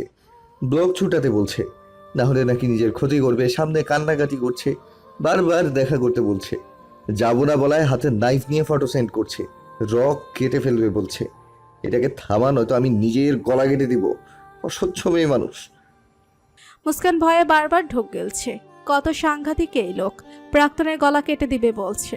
বন্ধুদের সাথে চিল্লাচিল্লি করে ঘরে এসে হাতের ফোন বিছানায় ছুঁড়ে মারল ফারিস। এটা দেখে মুস্কান আরেকটু গুটিয়ে বসলো। ফারিস বিছানায় বসে কপালের দিকে চুল টেনে চোখ বুজে আছে। বেশ কিছুক্ষণ চলে যাওয়ার পর মুস্কান ভীত আওয়াজে শুধালো, আপনার কি মাথা ব্যথা করছে? ঔষধ লাগিয়ে দিব? ফারিস চোখ লাল করে তাকালো মুস্কানের দিকে। রাগী গলায় বলে, তোমাকে কনসার্ন দেখাতে বলেছি আমি? মুস্কান নিচু স্বরে বলল, না, আপনাকে দেখে মনে হলো আপনার মাথা ব্যথা করছে। তো তাতে তোমার কি? মুস্কান মিনমিনিয়ে বলল, আপনি অন্যের রাগ আমার উপর ঝাড়ছেন কেন? রেগে এক ধমক দিতে গিয়েও থেমে গেল ফারিস। ঠিকই তো, হিয়ার রাগ সেই মেয়েটার উপর কেন ছাড়ছে? গলার স্বর স্থির করে শান্তভাবেই বলল ফারিস, ইয়া, মাথায় প্রচন্ড পেইন হচ্ছে, একটু টিপে দিলে ভালো হতো।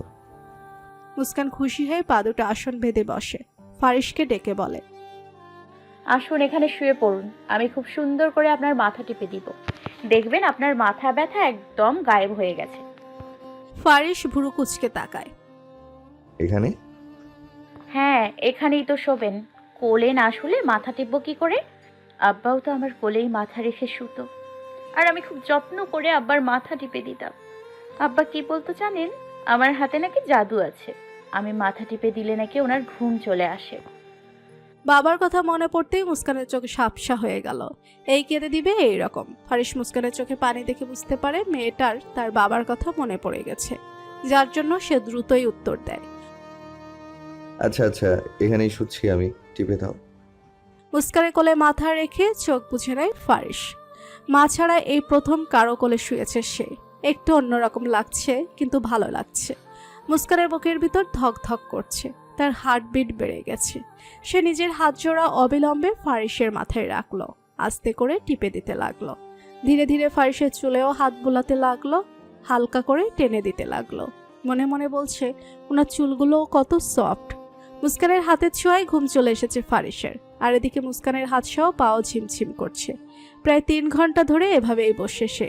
কিছুক্ষণ পর ভোর হয়ে যাবে, অথচ লোকটা না উঠছে আর না তাকে ছাড়তে বলছে। কখন থেকে ফারিসের ফোনও বেজে যাচ্ছে। মুস্কান ফারিসকে ডাকতে গিয়েও থেমে গেল। সে নিজেই হাত বাড়িয়ে ফারিসের ফোনটা হাতে নিল। স্ক্রিনে তাকিয়ে দেখে হিয়া ফোন করছে, তাও আবার ভিডিও কল। বারান্দায় হিয়াকে নিয়ে বলা ফারিসের প্রতিটি কথাই শুনেছে মুস্কান।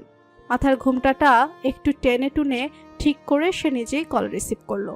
ফোনের অপর পাশ থেকে হিয়াকে স্পষ্ট দেখা যাচ্ছে।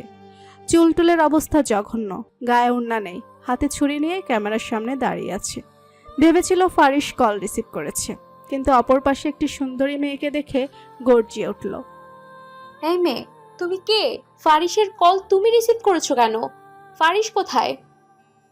মুস্কান নরম আওয়াজে বলল, আপনি রাত বিরেতে আমার স্বামীকে কল দিয়ে ডিস্টার্ব কেন করছেন aunty? What aunty? Who the hell are you bitch? তোমার সাহস কি করে হয় আমাকে আন্টি বলার? মুস্কানের চোখ বড় বড় হয়ে যায়। তাকে গালি দিচ্ছে তাকে। এই মেয়েকে তো সে একদমই রফাদফা করে ফেলতো যদি সে তার স্বামীর প্রাক্তন প্রেমিকা না হতো।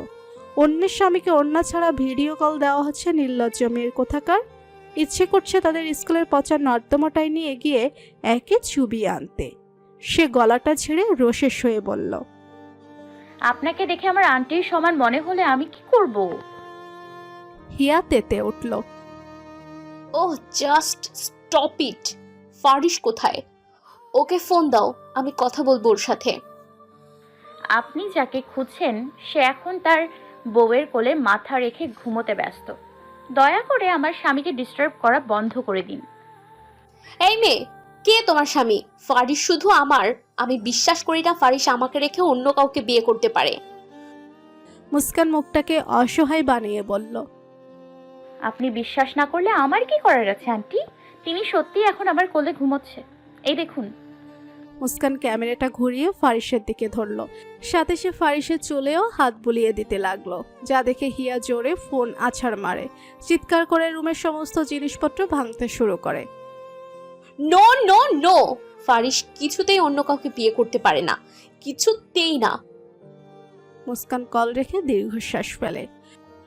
ফারিস ভাইয়া প্রেম করার জন্য আর কোনো মেয়ে পেল না? এই মেন্টালকেই কেন? সবে মাত্র শাওয়ার থেকে বেরিয়ে চুল মুছছিল ফারিস। বিছানার এক কোনায় নিজের দামি ফোনটাকে অসহায়ভাবে পড়ে থাকতে দেখে হাতে নিল। রাইট বাটনে ক্লিক করতে একের পর এক নোটিফিকেশন এসে ভারী খেতে লাগলো। বুড়ো কুচকে এলো কুদ্দুস, নিহান, রমেশের অসংখ্য মিস কল দেখে। সে কল ব্যাক করার আগে আবার কুদ্দুসের কল আসলো। মুস্কান ফাইজার ঘরে বসে ফাইজার সাথে কথা বলছিল। ফাইজা স্কুলে যাওয়ার জন্য তৈরি হচ্ছে, সাথে মুস্কানকে তার স্কুল সম্পর্কে এটা সেটা জিজ্ঞেস করছে। মুস্কান হাসি মুখে নিজের স্কুল সহপাঠীদের কথা ফাইজার সাথে শেয়ার করছে। ফাইজাকে দেখে তারও স্কুলে যেতে ইচ্ছে করছে। মুস্কান ফাইজার স্কুল ড্রেসের বিভেল ঠিক করে দিচ্ছিল। হঠাৎ ফারিসের উচ্চস্বরে কেঁপে উঠল। ফারিস চিল্লিয়ে মুস্কানকে ডাকছে, এমনভাবে রেগে ডাকছে যে ফাইজাও কেঁপে উঠেছে। কি হয়েছে ভাবি? ভাইয়া এত ক্ষেপে আছে কেন? কি করেছো তুমি? মুস্কান নিজেও বুঝতে পারছে না সে কি করছে। ফারিস এখনো চিল্লিয়ে মুস্কানকে ডাকছে। মুস্কান, মুস্কান। ফারিসের চিল্লানোতে ফাইজা আর মুস্কান দুজনেই দৌড়ে ফারিসের ঘরে আসে। রান্নাঘর থেকে তাজমহলও ছুটে এসেছে। ছেলেকে রেগে থাকতে দেখে জিজ্ঞেস করে, কি হয়েছে, এভাবে চিল্লাচ্ছিস কেন? ফারিস মায়ের কথার উত্তর না দিয়ে মুস্কানের সামনে এসে দাঁড়ায়, গলা উঁচিয়ে বলে, হিয়াকে তুমি কি বলেছো? মুস্কান ভয় পায়, কাপা কাপা কণ্ঠে বলে, আমি তেমন কিছু বলিনি। তেমন কিছু না বললে ও এমন একটা স্টেপ নিল কি করে? তোমার সাহস কি করে হয় আমাকে না বলে আবার কল রিসিভ করার? ফারিসের ধমকে সিটিয়ে গেল মুস্কান, হাত পা কাঁপছে অনবরত। তাজমহল এগিয়ে এসে মুস্কানকে ধরে, ছেলের দিকে রাগে চোখে তাকিয়ে জিজ্ঞেস করে, আরে হয়েছে কি, বলবি তো? কি হয়েছে হিয়া? তুমি মুস্কানকে এভাবে ধমকাচ্ছিলে কেন? হিয়া সুসাইড অ্যাটেম্প্ট করেছে মা, হাতে রক কেটে ফেলেছে। এ তো এখানে মুস্কান কি করেছে? ও তো ওই হিয়াকে ঠিক করে চিনেই না। সেটা তো তোমাদের মুস্কানই ভালো করে বলতে পারবে। কাল রাতে হিয়া ওর সাথে কথা বলার পরই নিজের হাত কেটেছে। মুস্কান ভীত আওয়াজে বলে, বিশ্বাস করুন আমি কিছু। শাট আপ, আর কোনো কথা বলবে না তুমি। ফার্দার আমাকে না বলে আমার ফোন ধরেছো তো তোমার খবর আমি করে ছাড়বো। তাজমহল ধমকে বলেন, কি হচ্ছে কি ফারিস? মুস্কানের সাথে এত রুডলি কথা বলছো কেন তুমি? ও তো বলছো ও কিছু করেনি। ওই হিয়া কি ধোয়া তুলসী পাতা যে কোনো অন্যায় করতে পারবে না? দেখো হয়তো নিজের সুইসাইড অভিনয় করে মুস্কানের নাম বলছে। আজ তো বেয়াদব মেয়ে একটা। ওয়ালেট আর ফোন পকেটে ঢুকাতে ঢুকাতে ফারিস বলল, আমি হাসপাতালে যাচ্ছি, হিয়া খুব পাগলামি করছে আমার জন্য। তাজমহল দ্রুত এসে দরজা আটকে দাঁড়ালেন, কড়া নির্দেশে বললেন, কোথাও যাবে না তুমি। ওই বেহা মেয়েটার কাছে তো নাই। আবার হিয়া ভূত চেপেছে তোমার মাথায় না, যার জন্য নিজের স্ত্রীকে এভাবে ধমকাচ্ছ তুমি। ফারিস বিরক্ত হয়ে বলল, মা এসব কি শুরু করেছো? আমাকে যেতে দাও। আমি না গেলে হিয়া আরো বেশি পাগলামি করবে। আমার মাথায় সে জ্ঞান আছে যে আমি বিবাহিত, অন্য কারো স্বামী, আমার স্ত্রী আছে। ফাইজা মুস্কানের কানের কাছে এসে ফিসফিসিয়ে বলল, পাগলামি করবে না ছাই, সব অভিনয় করছে দেখো গিয়ে। ভাবি আমি তোমাকে একটা কথা বলে দেই, তুমি ওই মেয়েটার কাছে একদম ভাইয়াকে যেতে দিও না। ওই মেয়েটা এখন শুধু সুযোগ খুঁজছে ভাইয়াকে নিজের আয়ত্তে নেয়ার। মুস্কান কি বলবে বুঝতে পারছে না, তার শুধু কান্না পাচ্ছে। সে যেখানে কিছুই করেনি সেখানে তাকে কিভাবে ধমকাচ্ছে লোকটা। সে আর কোনোদিনও এই লোকের ফোনে হাত দিবে না, কোনোদিনও না। তাজমহলকে এখনো দরজার সামনে দাঁড়িয়ে থাকতে দেখে ফারিস বলল, বোঝার চেষ্টা করো মা, হিয়া হসপিটালে সবকিছু ভাঙচুর করছে। আমি না গেলে থামবে না। আমি কথা দিচ্ছি জলদি ফিরে আসবো। ঠিক আছে যাও, তবে মুস্কানকে সাথে নিয়ে যাও। মুস্কানকে ছাড়া আমি কিছুতেই তোমাকে ওই মেয়ের কাছে যেতে দিব না। মানে মুস্কানকে কেন? ব্যাস, আমি আর কিছু শুনতে চাই না। ওখানে যেতে হলে তোমায় মুস্কানকে সাথে নিয়ে যেতে হবে, অন্যথায় যেও না। মুস্কান কিছু বলতে নিলে তাকে হাতের ইশারায় থামিয়ে দিলেন তাজমহল। ফারিস বাধ্য হয়ে বলল, ওকে ফাইন, আসতে বলো ওকে। ফাইজা খুশি হয়ে মুস্কানকে চেপে ধরে। ভাবি দ্রুত যাও, চেঞ্জ করে আসো। ফারিস রেগে বলল, আমরা বিয়ের দাওয়াত খেতে যাচ্ছি না যে চেঞ্জ করতে হবে। যেটা পড়ে আছে এটাই এনাফ, এভাবেই আসতে বলো। এই বলে ফারিস হনহন করে বেরিয়ে গেল। তাজমহল মুস্কানের কাছে এসে তার মাথায় সুন্দর করে ঘোমটা টেনে দিয়ে বলল, যাও, ফারিসের সাথে সাথে থাকবে সব সময়। ওই মেয়েকে কিছুতেই তোমার বরের কাছে ঘেঁষতে দিবে না। মুস্কান মাথা নাড়িয়ে বেরিয়ে গেল। গাড়ির সামনে আসতেই মুস্কান দাঁড়িয়ে পড়ল। ফারিস অসহ্য কণ্ঠে জিজ্ঞেস করলো, আবার কি হলো? প্লিজ এখন বলো না যে তোমার গাড়িতে উঠলে বমি পায়। আমাদের জলদি যেতে হবে। মুস্কান আস্তে করে বলল, আমার দীর্ঘ পথ না হলে বমি আসে না। কালকে করিনি দেখলে না? ফারিস চেঁচিয়ে বলল। তাহলে দাঁড়িয়ে আছো কেন? মুস্কান চট জলদি উঠে বসে। তার সাথে এমন কেন করে লোকটা সেটাই বুঝতে পারে না। হসপিটালে আসা মাত্রই হিয়ার কেবিনের দিকে ছুটে গেল ফারিস। কেবিনের বাইরে থেকে সে হিয়ার চিল্লাচিল্লি শুনতে পাচ্ছে। ফারিস কেবিনে ঢুকা মাত্রই দেখতে পেল পুরো ফ্লোরের এখানে ওখানে কাজ ছিটিয়ে আছে। তার বন্ধু বান্ধবীরা মিলে হিয়াকে থামানোর চেষ্টা করছে। হিয়ার চোখ লাল, চুল এলোমেলো, হাতে ব্যান্ডেজ। ফারিস কোথায়? ফারিস আসছে না কেন বলে অনবরত চিৎকার করছে। ফারিসকে কেবিনে দেখা মাত্রই হিয়া দৌড়ে এসে তাকে জড়িয়ে ধরল। কেঁদে কেঁদে বলতে লাগলো, আমি জানতাম ফারিস তুই আসবি। তুই আমার কাছে না এসে থাকতেই পারিস না। আমি জানি তুই আমাকে এখনো খুব ভালোবাসিস, তাই না ফারিস বল? ফারিস কিছু বলার আগে হিয়া ফারিসের পিছনে মুস্কানকে দেখতে পেল, যা দেখে হিয়া আগের থেকে আরো বেশি ভায়োলেন্ট হয়ে গেল। চেঁচিয়ে বলতে লাগলো, এই মেয়ে এখানে কেন? ওকে এখানে কেন নিয়ে এসেছিস? এই মেয়ে আমার থেকে তোকে কেড়ে নিয়েছে। আমি একে ছাড়বো না, খুন করে ফেলবো, খুন। বলেই মুস্কানের দিকে তেড়ে গেল। টয় আর কুদ্দুস মিলে হিয়াকে আটকে ফেলে। মুস্কান ভয়ে ফারিসের পিছনে লুকিয়ে তার টি শার্ট খামছে ধরেছে। ফারিস মুস্কানকে ধরে এক সাইডে নিয়ে গেলে মুস্কান ফারিসের হাত নিজের কাপা কাপা হাত দিয়ে চেপে ধরে রাখে, যা থেকে হিয়া সাইড টেবিলে থাকা কাচের গ্লাসটা মুস্কানের দিকে প্রচণ্ড বেগে ছুঁড়ে মারে।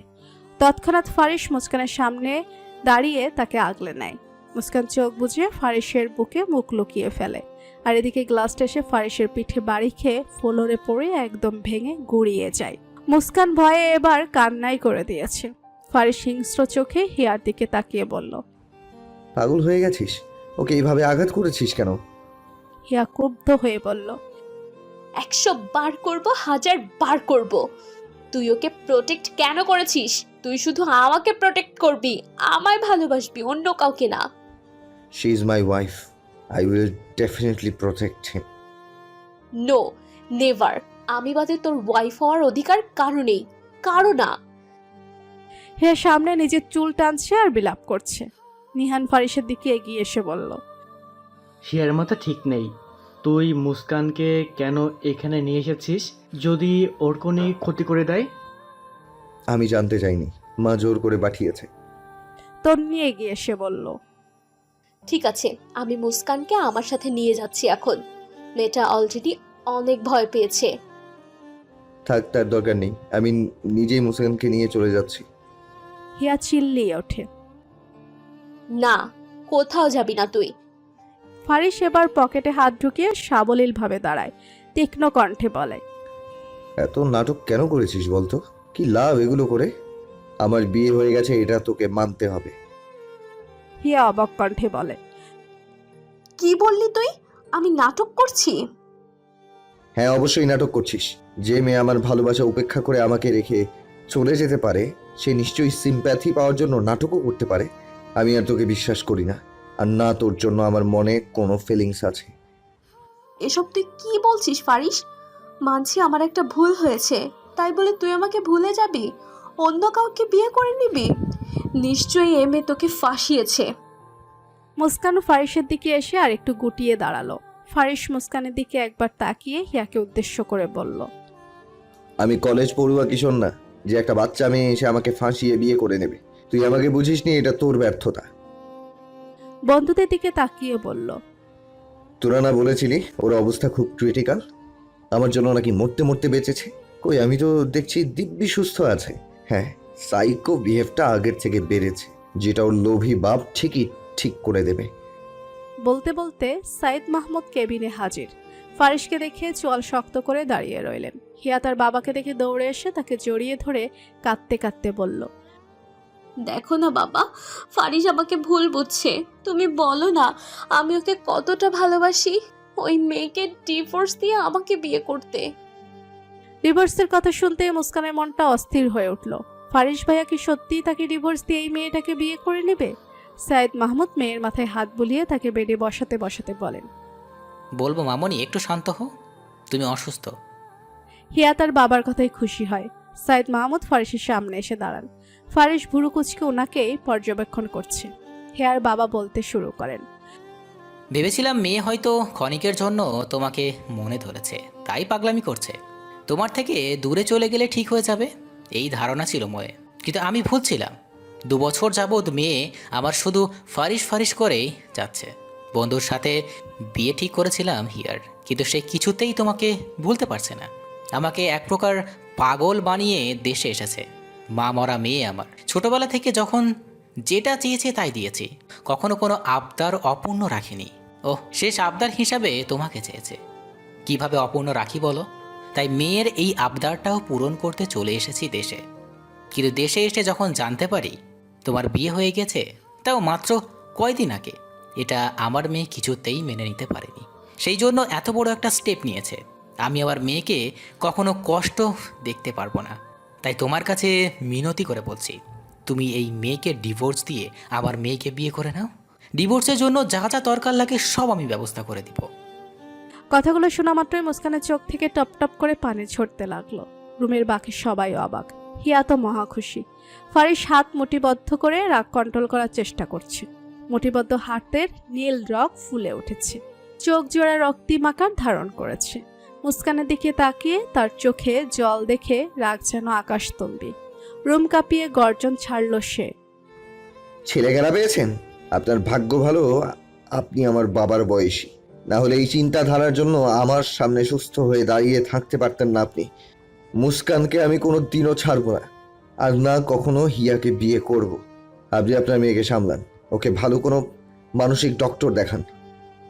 ফারিস শক্ত করে মুস্কানের হাত চেপে ধরে তাকে টেনে নিয়ে যেতে লাগলো। যাওয়ার পথে ফ্লোরে থাকা কাচের উপর পা পড়ায় মুস্কানের পা কেটে গেল।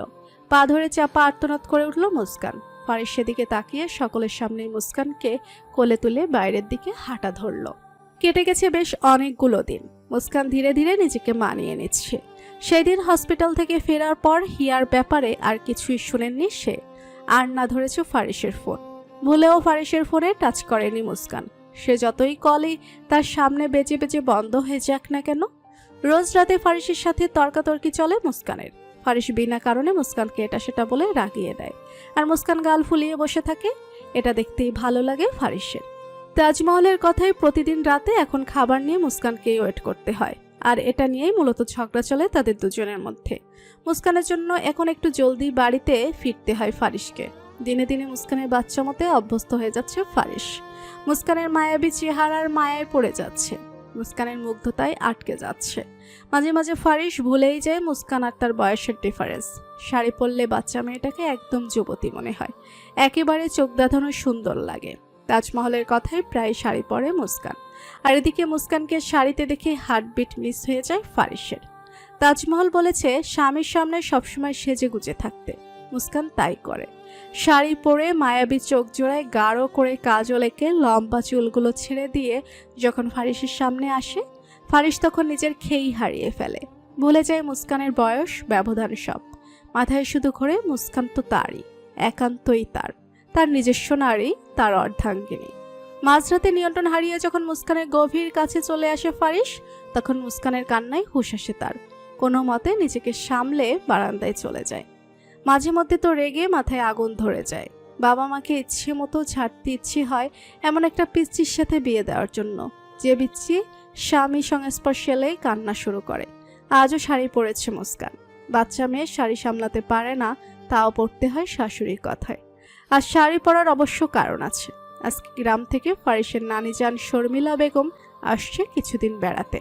প্রায় বছর দুয়েক পরে আসছেন শর্মিলা বেগম মেয়ে জামাইয়ের বাড়িতে। ফারিসকে খুব ভালোবাসেন তিনি।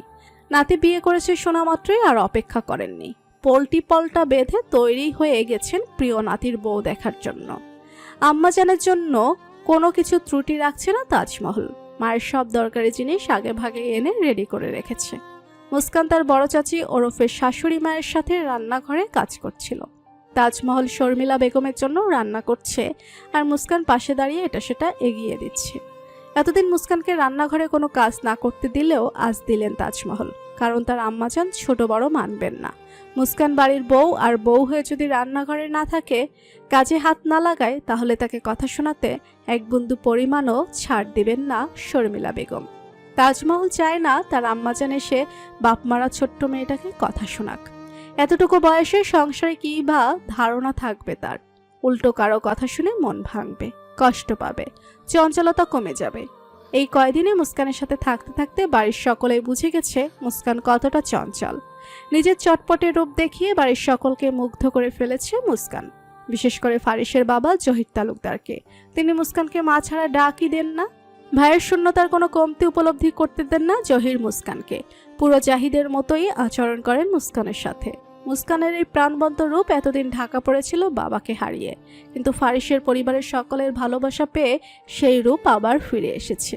এরশাদ তালুকদার যখন ফোন দিয়ে নাতনির হাসি খুশি মুখটা দেখে, তখন ওনার প্রাণ জড়িয়ে যায়।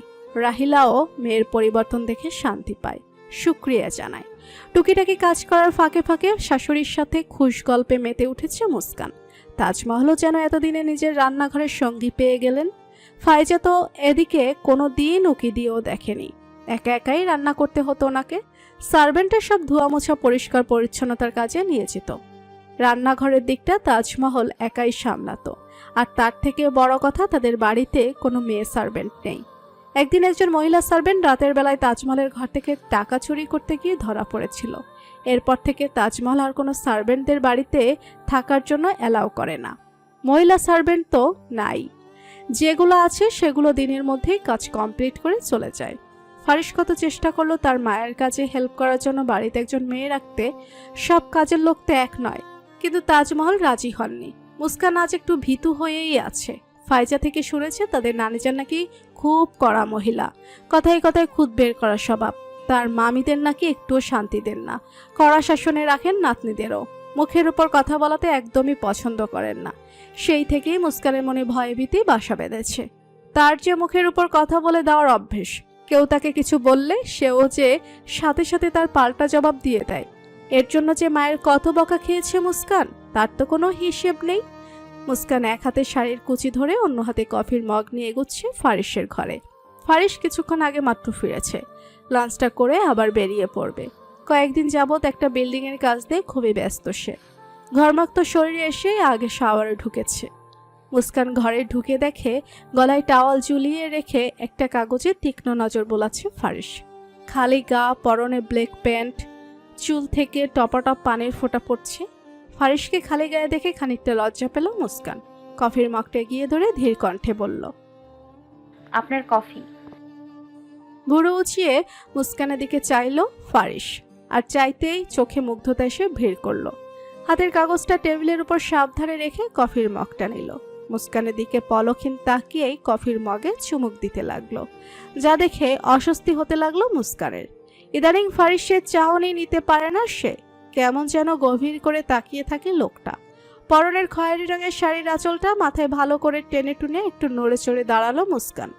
মিনমিনিয়ে বলল, আমি নিচে খাবার বাড়ছি, আপনি আসুন। ফারিস নির্লিপ্তভাবে বলল, আজ শাড়ি পরেছো কোন খুশিতে? দিন দিন শাড়ি পরে আমাকে এভাবে হাঁটের রোগী না বানালে কি চলছে না তোমার? আমি অসুস্থ হয়ে গেলে এর দায়ভার কে নেবে শুনি? মুস্কান বলার মতো কিছু খুঁজে পেল না। কিছুক্ষণ চুপ থেকে অবুঝের মতো করে বলল, আজ নানি জান আসবে বলে বড় চাচি বলেছে পড়তে।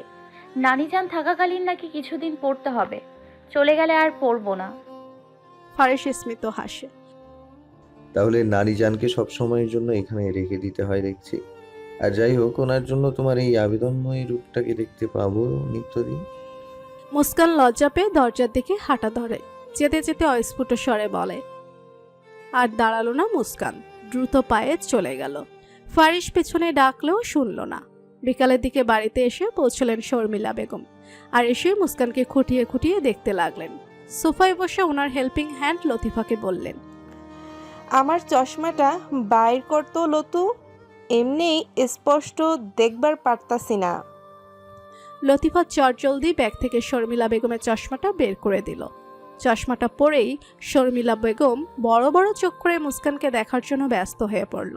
মুস্কান বারে বারে ঢুক গেলছে। এভাবে দেখছে কেন তাকে? সে কি এলিয়েন নাকি? শর্মিলা বেগম গলা খেকিয়ে বললেন, রূপ তো ভালোই